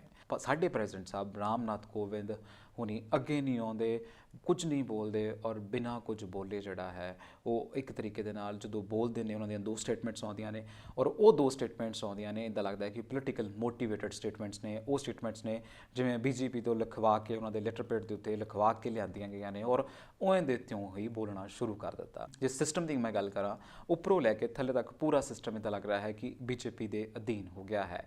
ਔਰ ਜਿੱਥੇ ਮੀਡੀਆ, ਜਦੋਂ ਅਸੀਂ ਕਹਿ ਲਈਏ ਕਿ ਪ੍ਰੋ ਗਵਰਨਮੈਂਟ ਹੋ ਜਾਏ, ਉਸ ਸਟੇਟ ਨੂੰ, ਉਸ ਕੰਟਰੀ ਨੂੰ ਸ਼ਾਇਦ ਜਿਹੜਾ ਹੈ ਕਿਤੇ ਨਾ ਕਿਤੇ ਬਹੁਤ ਵੱਡਾ ਧੱਕਾ ਲੱਗਦਾ ਹੈ, ਜਿਹੜਾ ਕਿ ਸਾਡੀ ਕੰਟਰੀ ਨੂੰ ਇਸ ਟਾਈਮ ਲੱਗ ਰਿਹਾ ਹੈ। ਇਸ ਤੋਂ ਇਲਾਵਾ ਜੇ ਮੈਂ ਇੰਟਰਨੈਟ ਦੀ ਗੱਲ ਕਰਾਂ, ਤੇ ਇੰਟਰਨੈਟ ਜਿਹੜਾ ਹੈ ਲਗਾਤਾਰ ਠੱਪਿਆ ਹੈ। ਲਗਾਤਾਰ ਇੰਟਰਨੈਟ ਦੀ ਜਿਹੜੀ ਕੁਆਲਿਟੀ ਹੈ, 31 ਰਾਤ ਤੱਕ ਜਿਹੜਾ ਹੈ ਇੰਟਰਨੈਟ ਵੱਖਰੇ ਵੱਖਰੇ ਬਾਰਡਰ, ਜਿਵੇਂ ਸਿੰਘੂ ਬਾਰਡਰ, ਟਿਕਰੀ ਤੇ ਗਾਜ਼ੀਪੁਰ ਦੇ ਵਿੱਚ ਬੰਦ ਪਿਆ ਹੈ। ਦੂਸਰੇ ਬੰਨੇ ਮੈਂ ਜਨ ਸੈਲਾਬ ਦੀ ਗੱਲ ਕਰਾਂ ਤੇ ਮਹਾ ਪੰਚਾਇਤਾਂ ਹੋ ਰਹੀਆਂ ਨੇ। ਰਾਕੇਸ਼ ਟਕਾਇਤ ਨੂੰ ਉਹਨਾਂ ਦੇ ਪਿੰਡ ਤੋਂ ਪਾਣੀ ਲਿਆ ਕੇ ਪਿਆਇਆ ਜਾ ਰਿਹਾ ਹੈ। ਕਿ ਸਰਕਾਰ ਨੂੰ ਸਮਝ ਨਹੀਂ ਲੱਗ ਰਹੀ ਕਿ ਲੋਕ ਜਿਹੜੇ ਨੇ ਉਹ ਨਿਰਾਸ਼ ਨੇ, ਉਹਨਾਂ ਨੂੰ ਇਹ 3 ਕ੍ਰਿਸ਼ੀ ਕਾਨੂੰਨ ਜਿਹੜੇ ਨੇ, ਖੇਤੀ ਕਾਨੂੰਨ ਨੇ, ਉਹ ਚਾਹੀਦੇ ਨਹੀਂ ਹੈ। ਇਸ ਲਈ ਉਹਨਾਂ ਦੀ ਸੁਣੀ ਜਾਵੇ। ਉਹਨਾਂ ਨੂੰ ਕਿਤੇ ਨਾ ਕਿਤੇ ਇਹ ਗੱਲ ਨਹੀਂ ਹੈ ਕਰਨੀ ਚਾਹੀਦੀ ਕਿ ਅਸੀਂ 18 ਮਹੀਨਿਆਂ ਦੀ ਰੋਕ ਲਗਾ ਦਾਂਗੇ। ਗਵਰਨਮੈਂਟ ਜਿਹੜੀ ਹੈ ਉਸ ਨੂੰ ਰੋਕ ਪੂਰੇ ਸੈਸ਼ਨ ਲਈ ਕਿਉਂ ਨਾ ਲਗਾਵੇ, ਪੂਰੇ ਡਿਊਰੇਸ਼ਨ ਲਈ ਕਿਉਂ ਨਹੀਂ ਲਗਾਉਂਦੀ, ਔਰ ਫਿਰ ਜਦੋਂ ਅਗਲੀਆਂ ਇਲੈਕਸ਼ਨ ਆਉਣੀਆਂ ਨੇ ਇਸ ਦੇ ਬੇਸ ਉੱਤੇ ਇਲੈਕਸ਼ਨ ਲੜੇ, ਤਾਂ ਜੋ ਇੱਕ ਲੋਕਤੰਤਰ ਦੀ ਨੁਹਾਰ, ਲੋਕਤੰਤਰ ਦਾ ਸਬਕ ਜਿਹੜਾ ਹੈ ਉਹ ਸਭ ਨੂੰ ਮਿਲੇ। ਫਿਲਹਾਲ ਐਡੇ ਜਿਹੜੇ BJP ਦੇ ਆਗੂ ਨੇ, ਜਿਹੜੇ ਕਿ ਆਨੰਦ ਕਿਸ਼ੋਰ ਹੁਣੀ ਨੇ, ਉਹ ਲਗਾਤਾਰ ਆ ਕੇ ਇੰਨੀ ਹੇਟ ਸਪੀਚ ਦੇ ਰਹੇ ਨੇ, ਐਡੀਆਂ ਵੱਡੀਆਂ ਗੱਲਾਂ ਕਹਿ ਰਹੇ ਨੇ ਕਿ ਗੋਲੀਆਂ ਮਾਰ ਦਿਓ ਜੇ ਤੁਹਾਡੇ ਕੋਲ ਨਹੀਂ ਵੱਜਦੀਆਂ ਤੇ ਮੈਨੂੰ ਦਿਓ, ਐਂਡ ਹੋਮ ਮਿਨਿਸਟਰੀ ਨੂੰ ਲੈਟਰਸ ਤੱਕ ਲਿਖ ਰਹੇ ਨੇ। ਉਹ ਕੀ ਗਵਰਨਮੈਂਟ ਨੂੰ ਟਰੇਸ ਨਹੀਂ ਕੀਤਾ ਜਾਂਦਾ? ਗਵਰਨਮੈਂਟ ਦੇ ਵੱਲੋਂ ਪੁੱਛਿਆ ਨਹੀਂ ਜਾਂਦਾ ਕਿ ਇਹ ਕਿਉਂ ਹੋ ਰਿਹਾ ਹੈ? ਸਰਕਾਰ ਕਿਉਂ ਨਹੀਂ ਗੱਲ ਕਰ ਰਹੀ? ਈਵਨ ਦੋ ਸਾਡੇ ਪ੍ਰੈਜ਼ੀਡੈਂਟ ਜਿਹੜੇ ਨੇ ਉਹ ਇਸ ਬਾਰੇ ਕਿਉਂ ਨਹੀਂ ਗੱਲ ਕਰ ਰਹੇ? ਇੱਕ ਤਰੀਕੇ ਦੇ ਨਾਲ ਬਹੁਤ ਮੰਦਭਾਗੀ ਗੱਲ ਹੈ। ਔਰ ਕਿਤੇ ਨਾ ਕਿਤੇ ਜੇ ਤੁਸੀਂ ਇਸ ਸਾਲ ਦੀ ਪਹਿਲੀ ਮਨ ਕੀ ਬਾਤ ਕਰ ਰਹੇ ਹੋ ਤੇ ਲੱਗ ਨਹੀਂ ਰਿਹਾ ਟੋਨ ਤੋਂ ਕਿ ਤੁਸੀਂ ਸਿਚੁਏਸ਼ਨ ਨੂੰ ਪੈਸੀਫਾਈ ਕਰਨ ਦੀ ਕੋਸ਼ਿਸ਼ ਕਰ ਰਹੇ ਹੋ। ਇੰਜ ਲੱਗ ਰਿਹਾ ਹੈ ਕਿ ਵੈਸਟ ਬੰਗਾਲ ਦੀਆਂ ਇਲੈਕਸ਼ਨਸ ਨੇੜੇ ਨੇ ਔਰ ਤੁਸੀਂ ਉਹਨਾਂ ਦੀ ਕੈਂਪੇਨ ਕਰ ਰਹੇ ਹੋ, ਔਰ ਕਿਤੇ ਨਾ ਕਿਤੇ ਤੁਸੀਂ ਆਪਣੇ ਜੋ ਕੀਤਾ ਹੈ ਉਹਨੂੰ ਪ੍ਰਮੋਟ ਕਰਨ ਦੀ ਗੱਲਾਂ ਕਰੀ ਜਾ ਰਹੇ ਹੋ।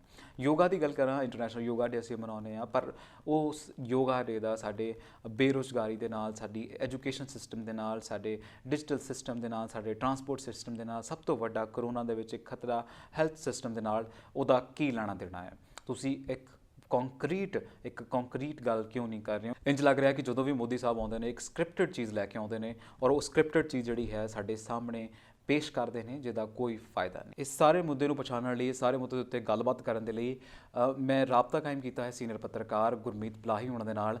ਪੁੱਛਦੇ ਹਾਂ ਕਿ ਉਹ ਕੀ ਸੋਚਦੇ ਨੇ, ਉਹਨਾਂ ਦਾ ਕੀ ਟੇਕ ਹੈ, ਕਿ ਗਵਰਨਮੈਂਟ ਜਿਹੜੀ ਹੈ ਉਹ ਕਿਸ ਬੰਨੇ ਜਾ ਰਹੀ ਹੈ, ਲੋਕਤੰਤਰ ਦਾ ਕੀ ਹਾਲ ਹੈ। ਤੇ ਚੱਲਦੇ ਹਾਂ ਫਿਰ ਉਹਨਾਂ ਦੇ ਕੋਲ। ਪਲਾਹੀ ਜੀ ਦੇ ਅੱਜ ਮਨ ਕੀ ਬਾਤ ਸੀ ਔਰ ਇਸ ਸਾਲ ਦੀ ਪਹਿਲੀ ਮਨ ਕੀ ਬਾਤ ਹੈ ਔਰ ਲੱਗ ਰਿਹਾ ਕਿ ਟੋਨ ਜਿਹੜੀ ਹੈ ਉਸ ਸਰਕਾਰ ਦੀ ਬਦਲੀ ਹੋਈ ਹੈ। ਪਹਿਲਾਂ ਤਾਂ ਇਹ ਦੱਸੋ ਤੁਸੀਂ ਇਸ ਮਨ ਕੀ ਬਾਤ ਨੂੰ ਕਿਵੇਂ ਦੇਖਦੇ ਹੋ, ਕਿਉਂਕਿ ਉਹਨਾਂ ਨੇ ਇਹ ਕਿਹਾ, ਇੱਕ ਸਟੇਟਮੈਂਟ ਜਿਹੜੀ ਵੱਡੀ ਖਬਰ ਬਣਦੀ ਹੈ, ਉਹਨਾਂ ਨੇ ਕਿਹਾ ਕਿ ਜੋ ਤਿਰੰਗੇ ਨਾਲ ਹੋਇਆ ਮੰਦਭਾਗਾ ਹੈ, ਦਿਲ ਦੁਖਦਾ ਹੈ। ਇਹਨੂੰ ਕਿਵੇਂ ਦੇਖਦੇ ਹੋ? ਗੱਲ ਏਦਾਂ ਹੈ ਵੀ ਮੋਦੀ ਜੀ ਮਨ ਕੀ ਬਾਤ ਤਾਂ ਕਰਦੇ ਨੇ, ਪਰ ਉਹਨਾਂ ਨੂੰ ਮਨ ਦੀ ਬਾਤ ਚੇਤੇ ਬਹੁਤ ਚਿਰ ਬਾਅਦ ਆਉਂਦੀ ਹੈ ਜੀ। ਇੱਕ ਤਾਂ ਲਗਾਤਾਰ ਜਿਸ ਵੇਲੇ ਵੀ ਉਹ ਮਨ ਦੀ ਗੱਲ ਕਰਦੇ ਨੇ ਤੇ ਆਪਣੀਆਂ ਆਪ ਹੁਦਰੀਆਂ ਔਰ ਲਗਾਤਾਰ ਆਪਣੀਆਂ ਭਾਵਨਾਵਾਂ ਦੇ ਅਨੁਸਾਰ ਲੋਕਾਂ ਦੇ ਉੱਤੇ ਥੋਪਣ ਦੀਆਂ ਗੱਲਾਂ ਕਰਦੇ ਨੇ। ਜੀ। ਅੱਜ ਤੁਹਾਨੂੰ ਹੈਰਾਨੀ ਹੋਣੀ ਇਸ ਗੱਲ ਦੀ, ਜਿਸ ਵੇਲੇ ਉਹ ਕੱਲ ਆਪੋਜੀਸ਼ਨ ਦੀ ਜਦੋਂ ਮੀਟਿੰਗ ਹੁੰਦੀ ਹੈ ਜੀ। ਉਸ ਦੀ ਕਾਰਵਾਈ ਜਿਸ ਵੇਲੇ ਰਿਲੀਜ਼ ਹੁੰਦੀ ਹੈ ਤੇ ਉਹ ਕਹਿੰਦੇ ਨੇ ਕਿ ਜਿਹੜੀਆਂ ਗੱਲਾਂ ਕਿਸਾਨ ਮੂਵਮੈਂਟ ਦੇ ਬਾਰੇ ਦੇ ਵਿੱਚ ਸਰਕਾਰ ਵੱਲੋਂ ਪਹਿਲਾਂ ਕੀਤੀਆਂ ਗਈਆਂ ਨੇ, ਅਸੀਂ ਉਹਨਾਂ ਦੇ ਨਾਲ ਖੜੇ ਆ ਜੀ। ਪਰ ਹੈਰਾਨੀ ਦੀ ਗੱਲ ਇਹ ਹੁੰਦੀ ਹੈ ਵੀ 6 ਮਹੀਨੇ ਔਰ ਉਸ ਤੋਂ ਵੀ ਵੱਧ ਸਮਾਂ ਲਗਾਤਾਰ ਉਹ ਚੁੱਪ ਰਹਿੰਦੇ ਨੇ ਉਹਨਾਂ ਮੁੱਦਿਆਂ ਦੇ ਮਾਮਲੇ ਤੇ ਜਿਨ੍ਹਾਂ ਦੇ ਬਾਰੇ ਪੂਰੇ ਦੇਸ਼ ਦੇ ਵਿੱਚ ਇੱਕ ਕਿਸਮ ਦੀ ਹਾਹਾਕਾਰ ਮਚੀ ਹੋਈ ਹੈ। ਜੀ। ਔਰ ਮਨ ਦੀ ਗੱਲ ਕਰਨ ਲੱਗਿਆ ਉਹ ਬੜੇ ਪੋਲੇ ਪੋਲੇ ਸ਼ਬਦਾਂ 'ਚ ਆਪਣੇ ਜਿਹੜੇ ਕਰਿੰਦੇ ਨੇ ਉਹਨਾਂ ਵੱਲੋਂ ਲਿਖਿਆ ਹੋਇਆ ਭਾਸ਼ਣ ਜਿਹੜਾ ਹੈ ਉਹ ਪੜ੍ਹ ਦਿੰਦੇ ਨੇ ਔਰ ਬਿਲਕੁਲ ਡਿਕਟੇਟਰਾਨਾ ਢੰਗ ਦੇ ਨਾਲ ਉਹਨਾਂ ਸਾਰੇ ਮੁੱਦਿਆਂ ਦੇ ਉੱਤੇ ਆਪਣੀ ਰਾਏ ਜਿਹੜੀ ਹੈ ਉਹ ਰੱਖਦੇ ਨੇ। ਪਲਾਹੀ ਜੀ, ਤੁਹਾਨੂੰ ਲੱਗਦਾ ਹੈ ਕਿ ਇਹ ਸਰਕਾਰ ਜਿਹੜੀ ਹੈ ਉਹ ਪੋਲੀਟੀਕਲ ਚੀਜ਼ਾਂ ਵੱਲ ਜ਼ਿਆਦਾ ਧਿਆਨ ਦਿੰਦੀ ਹੈ? ਜਿਵੇਂ ਹੁਣ ਅਸੀਂ ਗੱਲ ਕਰੀਏ ਕਿ ਸਾਡੀ ਫਾਈਨੈਂਸ ਮਿਨਿਸਟਰ ਵੀ ਹੈ, ਉਹ ਫਾਈਨੈਂਸ ਵੱਲ ਘੱਟ ਤੇ ਪੋਲੀਟੀਕਲ ਚੀਜ਼ਾਂ ਵੱਲ ਜ਼ਿਆਦਾ ਆ। ਹੋਮ ਮਿਨਿਸਟਰੀ ਦੀ ਵੀ ਗੱਲ ਇੱਦਾਂ ਕਰ ਲਈਏ ਕਿ ਉਹ ਪੱਛਮ ਬੰਗਾਲ ਦੇ ਵਿੱਚ ਉਹਨਾਂ ਦੇ ਗੇੜੇ ਜ਼ਿਆਦਾ ਲੱਗਦੇ ਨੇ, ਕਿ ਜਦ ਕਿ ਉਹ ਦੇਸ਼ ਦੇ ਵਿੱਚ ਕੀ ਹੋ ਰਿਹਾ ਇਹ ਘੱਟ ਦੇਖ ਰਹੇ ਨੇ। ਹੁਣ ਅੱਜ ਮਨ ਕੀ ਬਾਤ ਦੇ ਵਿੱਚ ਵੀ ਇੱਦਾਂ ਹੀ ਹੋਇਆ ਕਿ ਉਹਨਾਂ ਨੇ ਪੱਛਮ ਬੰਗਾਲ ਨੂੰ ਲੈ ਕੇ ਬਹੁਤ ਸਟ੍ਰੈਸ ਦਿੱਤਾ, ਬਹੁਤ ਦੋ ਗੱਲਾਂ ਕੀਤੀਆਂ। ਤਾਂ ਲੱਗਦਾ ਹੈ ਕਿ ਇਹ ਕੈਂਪੇਨ ਡਿਜ਼ਾਈਨਰ ਨੇ, ਨਾ ਕਿ ਸਾਡੇ ਇੱਕ ਮੰਤਰੀ ਨੇ। ਦੇਖੋ ਜਤਿੰਦਰ ਜੀ, ਗੱਲ ਬੜੀ ਸਾਫ਼ ਸੁਥਰੀ ਹੈ ਕਿ ਮੋਦੀ ਜੀ ਸਿਰਫ ਤੇ ਸਿਰਫ ਆਪਣਾ ਇੱਕ ਏਜੰਡਾ ਜਾਰੀ ਜਿਹੜਾ ਹੈ ਲਾਗੂ ਹੈ, ਉਸ ਨੂੰ ਜਾਰੀ ਕੀਤੇ ਏਜੰਡੇ ਹੋਏ ਨੂੰ ਲਾਗੂ ਕਰਨਾ ਚਾਹੁੰਦੇ ਨੇ। ਉਹ ਏਜੰਡਾ ਉਹਨਾਂ ਦਾ ਬੜਾ ਸਾਫ਼ ਸੁਥਰਾ ਹੈ ਕਿ ਹਿੰਦੁਸਤਾਨ ਦੀ ਗੱਲ ਜਿਹੜੀ ਹੈ ਉਹਨਾਂ ਨੇ ਸਿਰਫ ਕਰਨੀ ਹੈ ਔਰ ਦੇਸ਼ ਦੇ ਵਿੱਚ ਸੈਫਰਨ ਸਰਕਾਰ ਦੀ ਸਥਾਪਤੀ ਲਈ ਉਹਨਾਂ ਨੇ ਲਗਾਤਾਰ ਯਤਨ ਕਰਨਾ ਹੈ। ਇੱਕ ਪਾਰਟੀ, ਇੱਕ ਸੋਚ, ਇੱਕੋ ਦੇਸ਼, ਇੱਕੋ ਏਜੰਡਾ ਤੇ ਇੱਕੋ ਇੱਕ ਸਭ ਕੁਝ ਦੀ ਗੱਲ ਕਰਦੇ ਆ। ਉਹ ਇਹ ਭੁੱਲ ਜਾਂਦੇ ਨੇ ਕਿ ਇਸ ਦੇਸ਼ ਦੇ ਵਿੱਚ ਵੱਖੋ ਵੱਖਰੇ ਧਰਮਾਂ ਦੇ ਲੋਕ ਵੱਸਦੇ ਨੇ, ਵੱਖੋ ਵੱਖਰੀਆਂ ਜਾਤਾਂ ਫਿਰਕਿਆਂ ਦੇ ਨਾਲ ਸੰਬੰਧਿਤ ਲੋਕ ਵੱਸਦੇ ਨੇ, ਵੱਖੋ ਵੱਖਰੀਆਂ ਵਿਚਾਰਧਾਰਾ ਦੇ ਲੋਕ ਵੱਸਦੇ ਨੇ। ਪਰ ਉਹਨਾਂ ਵੱਲੋਂ ਜਿਸ ਵੇਲੇ ਵੀ ਕੋਈ ਇਲੈਕਸ਼ਨ ਹੁੰਦੀ ਹੈ ਉਸ ਸੂਬੇ ਦੀ ਇਲੈਕਸ਼ਨ ਨੂੰ ਟਾਰਗੇਟ ਕਰਕੇ ਉਹ ਸਦਾ ਉਸ ਕਿਸਮ ਦੀ ਗੱਲ ਕਰਦੇ ਨੇ। ਮੈਨੂੰ ਤਾਂ ਕਦੇ ਹੈਰਾਨੀ ਹੁੰਦੀ ਹੈ ਕਿ ਜਿਸ ਕਿਸਮ ਦੀ ਉਹਨਾਂ ਨੇ ਆਪਣੇ ਸਰੀਰ ਦੇ ਉੱਤੇ ਦਾੜੀ ਦੇ ਉੱਤੇ ਵਾਲ ਅਗਾਏ ਹੋਏ ਨੇ ਔਰ ਰਵਿੰਦਰਨਾਥ ਟੈਗੋਰ ਦੀ ਨਕਲ ਕਰਦੇ ਆ, ਸਿਰਫ ਉਸੇ ਢੰਗ ਦੀ ਗੱਲ ਕਰਨ ਨੂੰ ਇਹ ਕੀਤੇ ਗਏ ਨੇ ਤਾਂ ਕਿ ਪੱਛਮੀ ਬੰਗਾਲ ਨੂੰ ਆਪੋਜੀਸ਼ਨ ਤੋਂ, ਮਮਤਾ ਬੈਨਰਜੀ ਤੋਂ ਖੋਇਆ ਜਾ ਸਕੇ। ਕਿਉਂਕਿ ਏਜੰਡਾ ਸਿਰਫ ਉਹਨਾਂ ਦਾ ਇੱਕੋ ਹੈ ਜਿਹੜਾ ਬੜੀ ਸੌਖੀ ਤਰ੍ਹਾਂ ਸਮਝ ਲੈਣਾ ਚਾਹੀਦਾ। ਉਹ ਇਹ ਹੈ ਕਿ ਕਿਸੇ ਵੀ ਢੰਗ ਦੇ ਨਾਲ ਕਿਸੇ ਵੀ ਸੂਬੇ ਦੀ ਸਰਕਾਰ ਜਿਹੜੀ ਹੈ ਉਸ ਨੂੰ ਹਥਿਆ ਲਿਆ ਜਾਏ। ਸੋ ਇਹ ਸਰਕਾਰਾਂ ਹਥਿਆਉਣ ਦਾ ਜਿਹੜਾ ਇਹਨਾਂ ਦੀ ਲਗਾਤਾਰ ਕਸ਼ਮਕਸ਼ ਚੱਲ ਰਹੀ ਹੈ ਪਿਛਲੇ ਲੰਮੇ ਸਮੇਂ ਤੋਂ, ਉਸ ਦੀ ਅਗਲੀ ਪੌੜੀ ਦੇ ਸਾਹਮਣੇ ਸਾਡੇ ਸਾਹਮਣੇ ਪੰਜਾਬ ਆਏਗਾ।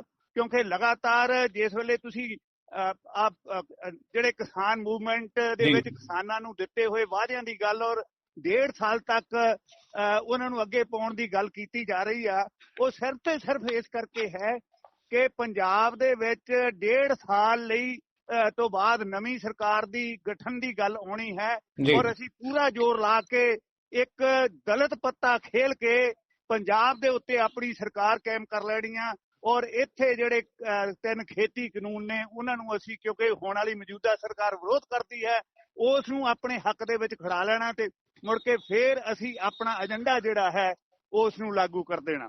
ਤੋ ਇਸ ਮਾਮਲੇ ਤੇ ਬੜੀਆਂ ਸਪਸ਼ਟ ਗੱਲਾਂ ਨੇ। ਦੂਸਰੀ ਗੱਲ ਮੇਰੇ ਮਨ ਵਿੱਚ ਲਗਾਤਾਰ ਆਉਂਦੀ ਹੈ ਕਿ ਵੱਖੋ ਵੱਖਰੇ ਰਾਜਾਂ ਦੇ ਵਿੱਚ ਆਪਣੀਆਂ ਸਰਕਾਰਾਂ ਬਣਾ ਕੇ ਉਹਨਾਂ ਦਾ ਯਤਨ ਹੈ ਕਿ ਰਾਜ ਸਭਾ ਦੇ ਵਿੱਚ ਆਪਣੀ ਜਿਹੜੀ ਮੈਜੋਰਟੀ ਹੈ ਉਸ ਨੂੰ ਜ਼ਿਆਦਾ ਕੀਤਾ ਜਾਏ। ਤੁਸੀਂ ਦੇਖੋ ਲੋਕ ਸਭਾ ਦੇ ਵਿੱਚ ਮੈਜੋਰਟੀ ਹੈ, ਰਾਜ ਸਭਾ ਦੇ ਵਿੱਚ ਉਹਨਾਂ ਕੋਲ ਮੈਜੋਰਟੀ ਨਹੀਂ ਹੈ ਤੇ ਉਹਨਾਂ ਨੂੰ ਦੂਜੀਆਂ ਪਾਰਟੀਆਂ ਦੇ ਨਾਲ ਕਿਤੇ ਨਾ ਕਿਤੇ ਗਾਂਢਾ ਸਾਂਢਾ ਕਰਨਾ ਪੈਂਦਾ ਤੇ ਆਪਣੇ ਏਜੰਡੇ ਨੂੰ ਲਾਗੂ ਕਰਨ ਲਈ ਉਹਨਾਂ ਨੂੰ ਔਖਿਆਈ ਆਉਂਦੀ ਹੈ। ਮੇਰੇ ਮਨ ਵਿੱਚ ਤਾਂ ਬਾਰ-ਬਾਰ ਇਹ ਗੱਲ ਆਉਂਦੀ ਹੈ ਕਿ ਸ਼ਾਇਦ ਭਾਰਤ ਦੇ ਵਿੱਚ ਇਹ ਲੋਕਤੰਤਰੀ ਪਰੰਪਰਾ ਨੂੰ ਖਤਮ ਕਰਕੇ ਪ੍ਰੈਜ਼ੀਡੈਂਸ਼ੀਅਲ ਰੂਲ ਜਿਹੜਾ ਹੈ ਲਾਗੂ ਕਰਨ ਵੱਲਾਂ ਇਹ ਮੋਦੀ ਦੀ ਸਰਕਾਰ ਜਿਹੜੀ ਹੈ ਜਾਂ ਇਹ ਜਿਹੜਾ RSS ਦਾ ਫੈਕਟਰ ਹੈ ਉਹ ਯਤਨ ਕਰ ਰਿਹਾ, ਕਿਉਂਕਿ ਉਹ ਸਮਝੇਗਾ ਕਿ ਹਿੰਦੁਸਤਾਨ ਦਾ ਜਿਹੜਾ ਕਨਸਟੀਟਿਊਸ਼ਨ ਹੈ ਉਸ ਨੂੰ 2/3 ਮੈਂਬਰਾਂ ਦੀ ਸਹਿਮਤੀ ਨਾਲ ਅਮੈਂਡ ਕਰ ਲਿਆ ਜਾਵੇ ਲੋਕ ਸਭਾ ਤੇ ਰਾਜ ਸਭਾ ਦੇ ਵਿੱਚ, ਔਰ ਜਿਹੜਾ ਹੋਣ ਵਾਲਾ ਪਾਰਲੀਮੈਂਟਰੀ ਸਿਸਟਮ ਉਸ ਨੂੰ ਖਤਮ ਕਰਕੇ ਪ੍ਰਧਾਨਗੀ ਸਿਸਟਮ ਜਿਹੜਾ ਅਮਰੀਕਾ ਵਰਗਾ ਹੈ ਉਸ ਨੂੰ ਲਾਗੂ ਕਰ ਲਿਆ ਜਾਏ ਤੇ ਮੋਦੀ ਸਾਹਿਬ ਨੂੰ ਇੱਕ ਤਾਰਨਹਾਰ ਦੇ ਤੌਰ ਤੇ ਪੂਰੇ ਰਾਸ਼ਟਰ ਦੇ ਵਿੱਚ ਪੇਸ਼ ਕੀਤਾ ਜਾਏ ਤੇ ਉਸ ਨੂੰ ਇੱਕ ਡਿਕਟੇਟਰ ਬਿਲਕੁਲ ਪੁਤਨ ਵਰਗਾ ਸਥਾਪਿਤ ਕਰਨ ਲਈ ਜਿਹੜਾ ਹੈ ਉਹ ਯਤਨ ਉਹਨਾਂ ਦੇ ਮਨ ਵਿੱਚ ਹੈ। ਪਰ ਉਹ ਇਹ ਗੱਲ ਭੁੱਲ ਜਾਂਦੇ ਨੇ ਕਿ ਅਮਰੀਕਾ ਵਰਗੇ ਰਾਸ਼ਟਰ ਦੇ ਵਿੱਚ ਜਿੱਥੇ ਟਰੰਪ ਵਰਗੇ ਵਿਅਕਤੀ ਨੂੰ ਵੀ ਉੱਥੋਂ ਦੇ ਲੋਕਾਂ ਨੇ ਮਧੋਲ ਸੁੱਟਿਆ, ਉਹਨਾਂ ਨੂੰ ਵੋਟਾਂ ਨਹੀਂ ਪਾਈਆਂ ਔਰ ਸ਼ੀਸ਼ਾ ਦਿਖਾ ਦਿੱਤਾ, ਮੋਦੀ ਨੂੰ ਵੀ ਇੱਥੋਂ ਦੇ ਲੋਕ ਜਿਹੜੇ ਨੇ ਭਾਵੇਂ ਉਹ ਪ੍ਰੈਜ਼ੀਡੈਂਟ ਬਣ ਜਾਏ ਜਾਂ ਕੁਝ ਵੀ ਕਰ ਲੈ ਆਪਣਾ ਸ਼ੀਸ਼ਾ ਜਿਹੜਾ ਹੈ ਦਿਖਾਉਣਗੇ, ਕਿਉਂਕਿ ਪੰਜਾਬ ਦੇ ਲੋਕਾਂ ਨੇ ਪੂਰੇ ਦੇਸ਼ ਦੀ ਅਗਵਾਈ ਕਰਕੇ ਇੱਕ ਜਨ ਅੰਦੋਲਨ ਜਿਹੜਾ ਹੈ ਉਹ ਖੜਾ ਕਰ ਦਿੱਤਾ। ਅੱਛਾ, ਮੇਰਾ ਅਗਲਾ ਸਵਾਲ ਇਹੀ ਹੈ, ਤੁਸੀਂ ਬਾਰ-ਬਾਰ ਕਹਿ ਰਹੇ ਹੋ ਕਿ ਪ੍ਰੈਜ਼ੀਡੈਂਟ ਰੂਲ ਦੀ ਗੱਲ ਕਰ ਰਹੇ ਆ, ਪੂਰੇ ਸੰਘਰਸ਼ ਦੇ ਵਿੱਚ ਪ੍ਰੈਜ਼ੀਡੈਂਟ ਸਾਹਿਬ ਦੀ ਕੋਈ ਸਟੇਟਮੈਂਟ ਨਹੀਂ ਆਉਂਦੀ। ਹੁਣ 2 ਸਟੇਟਮੈਂਟਾਂ ਆਈਆਂ ਨੇ, ਉਹ ਵੀ ਇੱਦਾਂ ਲੱਗਦਾ ਹੈ ਕਿ ਸ਼ਾਇਦ BJP ਨੇ ਲਿਖ ਕੇ ਦੇ ਦਿੱਤੀਆਂ ਨੇ ਔਰ ਉਹੀ ਸਟੇਟਮੈਂਟਸ ਉਹ ਬੋਲ ਰਹੇ ਨੇ। ਜਦੋਂ ਅਸੀਂ ਸੰਘੀ ਢਾਂਚੇ ਦੀ ਗੱਲ ਕਰ ਰਹੇ ਹਾਂ, ਲੋਕਤੰਤਰ ਦੀ ਗੱਲ ਕਰਦੇ ਹਾਂ, ਤਾਂ ਸਭ ਤੋਂ ਵੱਡਾ ਅਹੁਦੇਦਾਰ ਪ੍ਰੈਜ਼ੀਡੈਂਟ ਨੂੰ ਮੰਨਿਆ ਜਾ ਰਿਹਾ। ਤੁਹਾਨੂੰ ਲੱਗਦਾ ਹੈ ਕਿ ਪ੍ਰੈਜ਼ੀਡੈਂਟ ਸਾਹਿਬ ਵੀ ਕਿਤੇ ਨਾ ਕਿਤੇ ਪ੍ਰੋ ਗਵਰਨਮੈਂਟ ਨੇ ਔਰ ਉਹਨਾਂ ਨੂੰ ਅਸੀਂ ਮੰਨਦੇ ਹੀ ਹੁੰਦੇ ਹਾਂ ਕਿ ਉਹਨਾਂ ਦੀ ਸ਼ਾਇਦ ਕੋਈ ਪਾਰਟੀ ਨਹੀਂ ਹੁੰਦੀ, ਪਰ ਇਸ ਟਾਈਮ ਉਹ ਵੀ ਪਾਰਟੀ ਤੋਂ ਮੋਟੀਵੇਟਡ ਨੇ, ਪੋਲੀਟੀਕਲ ਮੋਟੀਵੇਟਡ ਨੇ? ਦੇਖੋ, ਗੱਲ ਏਦਾਂ ਵੀ ਹੁਣ ਵਾਲਾ ਪ੍ਰੈਜ਼ੀਡੈਂਟ ਜਿਹੜਾ ਹੈ ਉਹ ਤਾਂ ਇੱਕ ਮੋਹਰ ਹੈ ਜੀ, ਉਹ ਇਸ ਕਿਸਮ ਦੀ ਮੋਹਰ ਆ ਵੀ ਮਿੰਟਾਂ ਸਕਿੰਟਾਂ ਦੇ ਵਿੱਚ ਤੁਸੀਂ ਦੇਖੋ ਇਹ ਕਾਨੂੰਨ ਜਿਹੜੇ ਨੇ ਉਹਨਾਂ ਨੂੰ ਜਿਹੜੇ ਬਿੱਲ ਸੀ ਉਹਨਾਂ ਨੂੰ ਕਾਨੂੰਨ ਬਣਨ ਦੇ ਵਿੱਚ ਕੁਝ ਮਿੰਟਾਂ ਦਾ ਹੀ ਸਮਾਂ ਲੱਗਿਆ। ਜਿਸ ਵੇਲੇ ਸਰਕਾਰ ਨੇ ਉਹ ਭੇਜ ਦਿੱਤੇ ਤੇ ਇੱਕ ਦਿਨ 24 ਘੰਟੇ ਜਾਂ 36 ਘੰਟਿਆਂ ਦੇ ਵਿੱਚ ਮੋਹਰ ਲਾ ਕੇ ਵਾਪਸ ਆ ਗਈ।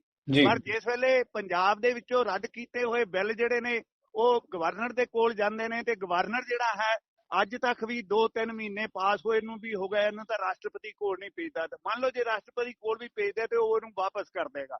ਤੋ ਅਸਲ ਵਿੱਚ ਜੋ ਮੇਰੇ ਮਨ ਵਿੱਚ ਇਹ ਗੱਲਾਂ ਹੁਣ ਤੱਕ ਦੀ ਸਥਿਤੀ ਤੋਂ ਸਾਫ਼ ਹੁੰਦੀਆਂ ਨੇ ਉਹ ਇਹ ਆ ਵੀ RSS ਜਨਸੰਘ ਲੋਬੀ ਜਿਹੜੀ ਮੁੜ ਤੋਂ ਚੱਲੀ ਆ ਰਹੀ ਹੈ, ਜਿਸ ਨੂੰ ਭਾਜਪਾ ਦਾ ਨਾਂ ਦਿੱਤਾ ਜਾ ਰਿਹਾ ਔਰ ਜਿਸ ਦੇ ਵੱਖੋ ਵੱਖਰੇ ਲੋਕਾਂ ਵੱਲੋਂ ਕਿਸਾਨ ਅੰਦੋਲਨ ਨੂੰ ਵੀ ਦੱਬਣ ਲਈ, ਕੁਚਲਣ ਲਈ ਔਰ ਜ਼ਬਰਦਸਤੀ ਖਤਮ ਕਰਨ ਲਈ ਬੜੀਆਂ ਕੁਚਾਲਾਂ ਚੱਲੀਆਂ ਜਾ ਰਹੀਆਂ। ਉਹ ਦੇਸ਼ ਦੇ ਵਿੱਚ ਲੋਕਤੰਤਰ ਦੀ ਸੰਘੀ ਕੁੱਟ ਕੇ ਸੰਘੀ ਸਰਕਾਰ ਨੂੰ ਖਤਮ ਕਰਕੇ ਇੱਥੇ ਇੱਕ ਡਿਕਟੇਟਰਾਨਾ ਪ੍ਰੈਜ਼ੀਡੈਂਸ਼ੀਅਲ ਸਰਕਾਰ ਜਿਹੜੀ ਹੈ ਲਾਗੂ ਕਰਨ ਦੇ ਰਾਹ ਤੇ ਤੁਰੀ ਹੋਈ ਜੀ। ਅੱਛਾ, ਮੇਰਾ ਅਗਲਾ ਸਵਾਲ ਵੀ ਕੁਝ ਇੱਦਾਂ ਦਾ ਹੀ ਹੈ। ਤੁਸੀਂ ਆਪਾਂ ਗੱਲ ਕਰ ਰਹੇ ਹਾਂ, ਜਦੋਂ ਸਰਕਾਰਾਂ ਦੀ ਗੱਲ ਕਰ ਰਹੇ ਹਾਂ ਤਾਂ ਓਪੋਜੀਸ਼ਨ ਜਿਹੜੀ ਹੈ ਉਹ ਵੀ ਖੁੱਲ੍ਹ ਕੇ ਨਹੀਂ ਆ ਰਹੀ ਔਰ ਬਜਟ ਵੀ ਆ ਰਿਹਾ ਹੈ ਅਗਲਾ, ਔਰ ਬਜਟ ਸੈਸ਼ਨ ਦੇ ਵਿੱਚ ਬਾਰ-ਬਾਰ ਅੱਜ ਉਹਦੇ ਵਿੱਚ ਵੀ ਉਹਨਾਂ ਨੇ ਕਿਹਾ ਤਾਂ ਕਿ ਮੈਂ ਉਮੀਦ ਕਰਦਾ ਕਿ ਬਜਟ ਸੈਸ਼ਨ ਜਿਹੜਾ ਹੈ ਸ਼ਾਂਤਮਈ ਹੋਏਗਾ। ਤੁਹਾਨੂੰ ਲੱਗਦਾ ਹੈ ਕਿਤੇ ਨਾ ਕਿਤੇ ਡਰ ਰਹੇ ਨੇ ਕਿ ਕ੍ਰਾਸ ਕੁਐਸਚਨਿੰਗ ਹੋ ਜਾਣੀ ਹੈ ਸਾਨੂੰ? ਦੇਖੋ, ਬਜਟ ਸੈਸ਼ਨ ਸ਼ਾਂਤਮਈ ਰਹਿਣ ਦੀ ਸੰਭਾਵਨਾ ਕੋਈ ਨਹੀਂ, ਕਿਉਂਕਿ ਪੂਰੀ ਆਪੋਜੀਸ਼ਨ ਜਿਹੜੀ ਹੈ ਉਹ ਕਿਸਾਨ ਸੰਘਰਸ਼ ਦੇ ਹੱਕ ਦੇ ਵਿੱਚ ਖੜੀ ਹੋਈ ਆ ਔਰ ਉਹਨਾਂ ਨੇ ਇਹ ਦੱਸ ਦਿੱਤਾ ਕਿ ਅਸੀਂ ਇਹੋ ਜਿਹੇ ਕਾਨੂੰਨ ਜਿਹੜੇ ਨੇ ਉਹ ਪਾਸ ਹੋਣ ਦੇ ਹੱਕ ਵਿੱਚ ਨਹੀਂ। ਇੱਕ ਗੱਲ। ਦੂਜੀ ਇਹ ਗੱਲ ਵੀ ਉਹਨਾਂ ਨੂੰ ਇਹ ਜਾਪਦਾ ਪੂਰੀ ਦੀ ਪੂਰੀ ਜਿਹੜੀ ਆਪੋਜੀਸ਼ਨ ਹੈ, ਜਿਹਦੇ ਵਿੱਚ ਬਹੁਤ ਸਾਰੀਆਂ ਖੇਤਰੀ ਪਾਰਟੀਆਂ ਨੇ, ਉਹ ਇਹ ਮਹਿਸੂਸ ਕਰਦੀਆਂ ਕਿ ਸੂਬਿਆਂ ਦੇ ਜਿਹੜੇ ਅਧਿਕਾਰ ਨੇ ਉਹਨਾਂ ਦੀ ਸੰਘੀ ਜਿਹੜੀ ਹੈ ਉਹ ਖੇਤੀ ਕਾਨੂੰਨ ਪਾਸ ਕਰਕੇ ਕੁੱਟੀ ਗਈ ਹੈ, ਕਿਉਂਕਿ ਅਸਲ ਮਾਇਨਿਆਂ ਦੇ ਵਿੱਚ ਖੇਤੀ ਖੇਤਰ ਜਿਹੜਾ ਹੈ ਉਹ ਸੂਬਿਆਂ ਦੀਆਂ ਜਿਹੜੀਆਂ ਸਰਕਾਰਾਂ ਨੇ ਉਹਨਾਂ ਦੇ ਅਧਿਕਾਰ ਦੀ ਗੱਲ ਹੈ। ਤੋ ਇਸ ਕਿਸਮ ਦੇ ਹੋਰ ਵੀ ਬਹੁਤ ਸਾਰੇ ਬਿੱਲ ਜਾਂ ਹੋਰ ਵੀ ਬਹੁਤ ਸਾਰੇ ਕਾਨੂੰਨ ਚੁੱਪ ਚਪੀਤੇ ਪਾਸ ਕਰ ਦਿੱਤੇ ਗਏ ਨੇ, ਜਿਹੜੇ ਕਿ ਅਸਲ ਮਾਇਨਿਆਂ ਦੇ ਵਿੱਚ ਪਹਿਲਾਂ ਪਾਰਲੀਮੈਂਟ ਕਮੇਟੀਆਂ ਦੇ ਵਿੱਚ ਆਉਣੇ ਚਾਹੀਦੇ ਸਨ, ਫਿਰ ਲੋਕਾਂ ਵਿੱਚ ਜਾਣੇ ਚਾਹੀਦੇ ਸਨ, ਫਿਰ ਉਹਨਾਂ ਤੇ ਬਹਿਸ ਹੋਣੀ ਚਾਹੀਦੀ ਸੀ। ਬਹਿਸ ਕਰਨ ਤੋਂ ਬਾਅਦ ਤੁਸੀਂ ਦੇਖਿਆ ਵੀ ਜਿਸ ਢੰਗ ਦੇ ਨਾਲ ਰਾਜ ਸਭਾ ਦੇ ਵਿੱਚ ਮਿੰਟੋ ਮਿੰਟੀ ਰੌਲਾ ਰੱਪਾ ਪਾ ਕੇ ਉਹ ਕਾਨੂੰਨ ਪਾਸ ਕਰ ਲਏ ਗਏ। ਤੁਸੀਂ ਦੱਸੋ ਵੀ ਉਹ ਕੀ ਮਤਲਬ ਲੋਕਤੰਤਰ ਦੀ ਸੰਘੀ ਘੁੱਟਣ ਦੇ ਬਰਾਬਰ ਨਹੀਂ ਸੀ। ਸੋ ਇਸ ਕਿਸਮ ਦਾ ਜੋ ਗੱਲਾਂ ਜਿਹੜੀਆਂ ਮੋਦੀ ਸਰਕਾਰ ਵੱਲੋਂ ਲਗਾਤਾਰ ਕੀਤੀਆਂ ਜਾ ਰਹੀਆਂ, ਲੋਕਾਂ ਨੂੰ ਗੁੰਮਰਾਹ ਕਰਕੇ ਉਹਨਾਂ ਨੂੰ ਉਲਟ ਵਾਲੇ ਪਾਸੇ ਪਾਇਆ ਜਾ ਰਿਹਾ, ਉਹ ਅਸਲ ਵਿੱਚ ਦੇਸ਼ ਦੇ ਸਾਹਮਣੇ ਬਹੁਤ ਵੱਡੇ ਫਿਕਰ ਵਾਲੀ ਗੱਲ ਹੈ ਕਿਉਂਕਿ ਉਲਟ ਵਿਚਾਰਧਾਰਾ ਦੇ ਲੋਕਾਂ ਦੇ ਉੱਤੇ ਲਗਾਤਾਰ ਕੇਸ ਦਰਜ ਕਰਨੇ, ਉਹਨਾਂ ਨੂੰ ਇਹ ਕਹਿ ਦੇਣਾ ਵੀ ਦੇਖੋ ਭਾਈ ਜਿਨ੍ਹਾਂ ਲੋਕਾਂ ਨੇ ਵੀ ਸਰਕਾਰ ਦਾ ਵਿਰੋਧ ਕਰਨਾ ਹੈ ਉਹ ਦੇਸ਼ ਭਗਤ ਨਹੀਂ, ਉਹ ਦੇਸ਼ ਵਿਰੋਧੀ ਨੇ, ਧਰੋਹੀ ਨੇ, ਤੇ ਉੱਤੇ ਮੁਕੱਦਮੇ ਦਰਜ ਕਰ ਦਿੱਤੇ ਗਏ ਨੇ।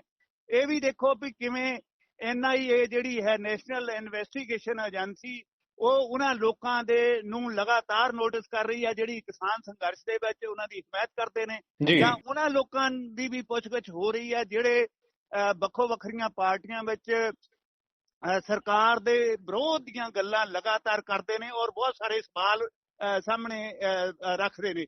ਦੇਖੋ ਕਾਂਗਰਸ ਦੇ ਇੱਕ ਵੱਡੇ ਨੇਤਾ ਦੇ ਉੱਤੇ, ਥਰੂਰ ਦੇ ਉੱਤੇ ਉਹਨਾਂ ਨੂੰ ਨੋਟਿਸ ਜਾਰੀ ਕਰ ਦਿੱਤਾ ਗਿਆ ਹੈ। ਇਸੇ ਤਰ੍ਹਾਂ ਪੱਤਰਕਾਰਾਂ ਦੇ ਉੱਤੇ ਵੀ ਬਹੁਤ ਸਾਰੇ ਨੋਟਿਸ ਵੱਲੋਂ ਵੀ ਜਾਰੀ ਹੋਏ ਨੇ ਔਰ ਬਹੁਤ ਸਾਰੀਆਂ ਗੱਲਾਂ ਇਸ ਗੱਲ ਦੀ ਸ਼ਾਹਦੀ ਭਰਦੀਆਂ ਨੇ ਕਿ ਅਸਲ ਮਾਇਨਿਆਂ ਦੇ ਵਿੱਚ ਮੋਦੀ ਸਾਹਿਬ ਰਾਤ ਨੂੰ ਸੌਂਦੇ ਨੇ ਤੇ ਰਾਤੋਂ ਰਾਤ ਸੁਪਨਿਆਂ ਦੇ ਵਿੱਚ ਜਿਹੜਾ ਫੈਸਲਾ ਕਰ ਲੈਂਦੇ ਨੇ ਉਸ ਨੂੰ ਆਪਣੇ ਮਨ ਦੀ ਬਾਤ ਕਹਿ ਕੇ ਲੋਕਾਂ ਦੇ ਮੂੰਹ ਵਿੱਚ ਪਾਉਂਦੇ ਨੇ, ਜਦ ਕਿ ਲੋਕ ਲਗਾਤਾਰ ਪਿਛਲੇ ਸਮੇਂ ਦੇ ਵਿੱਚ ਕਾਰਪੋਰੇਟ ਸੈਕਟਰ ਦੀਆਂ ਜਿਹੜੀਆਂ ਕੀਤੀਆਂ ਹੋਈਆਂ ਤੱਦੀਆਂ ਨੇ ਉਸ ਤੋਂ ਪਰੇਸ਼ਾਨ ਹੋ ਗਏ ਨੇ। ਤੁਸੀਂ ਦੇਖੋ ਪਿਛਲੇ ਦਿਨਾਂ ਦੇ ਵਿੱਚ ਇੱਕ ਆਕਸਫੈਮ ਨੇ ਰਿਪੋਰਟ ਛਾਪੀ ਹੈ ਕਿ 1 ਸਕਿੰਟ ਦੇ ਵਿੱਚ ਜਿੰਨੀ ਆਮਦਨ ਅਡਾਨੀ ਅੰਬਾਨੀ ਹੈ ਉਹ ਆਮਦਨ 3 ਸਾਲ ਜੇ ਇੱਕ ਮਜ਼ਦੂਰ 10 ਘੰਟੇ ਰੋਜ਼ ਕੰਮ ਕਰੇ ਉਸ ਤੋਂ ਜਿੰਨੀ ਰਕਮ ਪ੍ਰਾਪਤ ਹੁੰਦੀ ਹੈ ਉਨੀ ਉਸ ਵਿਅਕਤੀ ਦੀ ਇੱਕ ਜਿਹੜੀ ਇਨਕਮ ਹੈ ਜਿਸ ਦੇ ਵਿੱਚ ਵਾਧਾ ਲਗਾਤਾਰ ਦੇਖਣ ਨੂੰ ਪਿਛਲੇ ਸਮੇਂ ਦੇ ਵਿੱਚ ਮਿਲਿਆ। 10,500 ਕਰੋੜ ਤੋਂ ਵੀ ਉੱਪਰ ਆਮਦਨ ਦਾ ਜਿਹੜਾ ਇਜ਼ਾਫਾ ਹੋਇਆ ਹੈ, ਆਮਦਨ ਦਾ ਜਾਇਦਾਦ ਦਾ ਇਜ਼ਾਫਾ ਹੋਇਆ ਹੈ, ਉਹ ਆਪਣੇ ਆਪ ਦੇ ਵਿੱਚ ਰਿਕਾਰਡ ਹੈ। ਔਰ ਹੋਣ ਵਾਲੀ ਮੋਦੀ ਸਰਕਾਰ ਜਿਹੜੀ ਮਨ ਦੀਆਂ ਗੱਲਾਂ ਕਰਦੀ ਹੈ ਉਹ ਅਸਲ ਮਾਇਨਿਆਂ ਵਿੱਚ ਕਾਰਪੋਰੇਟ ਸੈਕਟਰ ਵੱਲੋਂ ਸਿਖਾਏ ਹੋਏ ਪਾਠ ਜਿਹੜੇ ਉਹਨਾਂ ਨੂੰ ਪੜ੍ਹਾਏ ਜਾਂਦੇ ਨੇ ਉਹਨਾਂ ਦੀਆਂ ਹੀ ਗੱਲਾਂ ਕਰਦੀ। ਵੈਲ ਇਹ ਤਾਂ ਚਲੋ ਕਲੀਅਰ ਹੋ ਗਿਆ ਕਿ ਇਹ ਗਵਰਨਮੈਂਟ ਜਿਹੜੀ ਹੈ ਕਾਰਪੋਰੇਟ ਸੈਕਟਰ ਦੇ ਹੱਥੇ ਚੜੀ ਹੋਈ ਹੈ ਐਂਡ ਡਿਕਟੇਟਰਸ਼ਿਪ ਵੱਲ ਵੱਧ ਰਹੀ ਹੈ। ਅੱਛਾ, ਹੁਣ ਜਦੋਂ ਅਸੀਂ ਕਿਸਾਨੀ ਅੰਦੋਲਨ ਦੀ ਗੱਲ ਕਰ ਲਈਏ ਕਿ 2-3 ਦਿਨਾਂ ਹੋ ਗਏ ਨੇ, ਪਲ ਪਲ ਖਬਰਾਂ ਬਦਲ ਰਹੀਆਂ ਨੇ, ਇਸ ਕਿਸਾਨੀ ਅੰਦੋਲਨ ਨੂੰ ਹੁਣ ਤੁਸੀਂ ਕਿਵੇਂ ਦੇਖਦੇ ਹੋ ਤੇ ਆਉਣ ਵਾਲੇ ਦਿਨਾਂ ਵਿੱਚ ਕੀ ਹੋ ਸਕਦਾ ਹੈ, ਕਿਉਂਕਿ ਤੁਹਾਡਾ ਐਕਸਪੀਰੀਅੰਸ ਬਹੁਤ ਵੱਡਾ ਹੈ ਭਲਾਈ ਸਾਹਿਬ, ਤੁਹਾਨੂੰ ਕੀ ਲੱਗਦਾ ਹੈ? ਦੇਖੋ ਜਤਿੰਦਰ ਜੀ, ਇੱਕ ਗੱਲ ਬੜੀ ਸਾਫ਼ ਹੈ, ਕਿਸਾਨਾਂ ਨੇ ਉਦੋਂ ਤੱਕ ਵਾਪਸੀ ਨਹੀਂ ਕਰਨੀ ਸਰਹੱਦਾਂ ਤੋਂ ਜਦੋਂ ਤੱਕ ਉਹ 3 ਕਾਨੂੰਨਾਂ ਨੂੰ ਵਾਪਸ ਨਹੀਂ ਲੈ ਲੈਂਦੇ ਸਰਕਾਰ।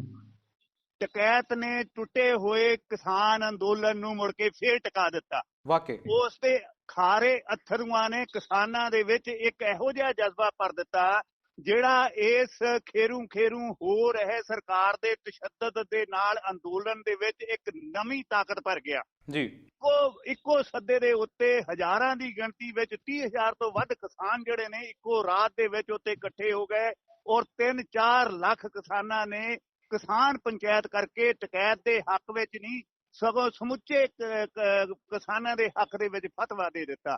ਔਰ ਤੁਸੀਂ ਟਕੈਤ ਦੀ ਗੱਲ ਸੁਣੋ, ਉਸਨੇ ਕਿਹਾ ਵੀ ਜੇ ਮੈਂ ਇਹ ਫੈਸਲਾ ਹੁਣ ਨਾ ਲੈਂਦਾ ਮੈਂ ਬੋਰੀ ਬਿਸਤਰਾ ਚੱਕ ਕੇ ਉੱਥੋਂ ਤੁਰ ਪੈਂਦਾ ਤੇ ਇੱਥੇ 1984 ਮੁੜ ਕੇ ਫੇਰ ਵਾਪਰਨਾ ਸੀ।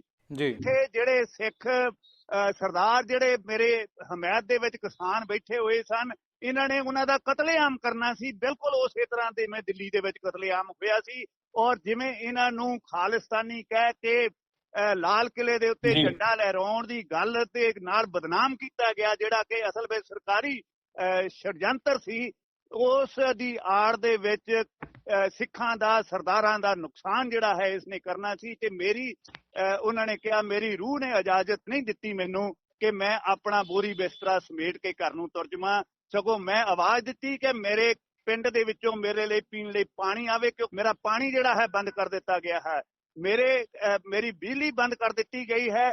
ਇਸ ਕਰਕੇ ਲੋਕਾਂ ਨੇ ਉੱਥੇ ਸੋਲਰ ਲਾਈਟਾਂ ਦਾ ਪ੍ਰਬੰਧ ਰਾਤੋਂ ਰਾਤ ਕਰ ਦਿੱਤਾ। ਇਹ ਆਪਣੇ ਆਪ ਦੇ ਵਿੱਚ ਇੱਕ ਇਹੋ ਜਿਹੀ ਉਦਾਹਰਣ ਹੈ ਜਿਹੜੀ ਕਿਸਾਨ ਮੂਵਮੈਂਟ ਦੇ ਵਿੱਚ ਇੱਕ ਜੋਸ਼ ਭਰ ਗਈ ਹੈ। ਮੁੜ ਕੇ ਹੌਸਲਾ ਫਿਰ ਕਿਸਾਨਾਂ ਨੂੰ ਹੋ ਗਿਆ ਔਰ ਸ਼ੰਭੂ ਬਾਰਡਰ ਤੇ ਦੂਸਰੇ ਬਾਰਡਰਾਂ ਦੇ ਉੱਤੇ ਕੱਲ ਦੇਖੋ ਤੁਸੀਂ 20,000 ਦੀ ਗਿਣਤੀ ਵਿੱਚ ਟਰੈਕਟਰਾਂ ਨੇ ਮਾਰਚ ਕੀਤਾ ਹੈ ਟਿਕਰੀ ਤੇ।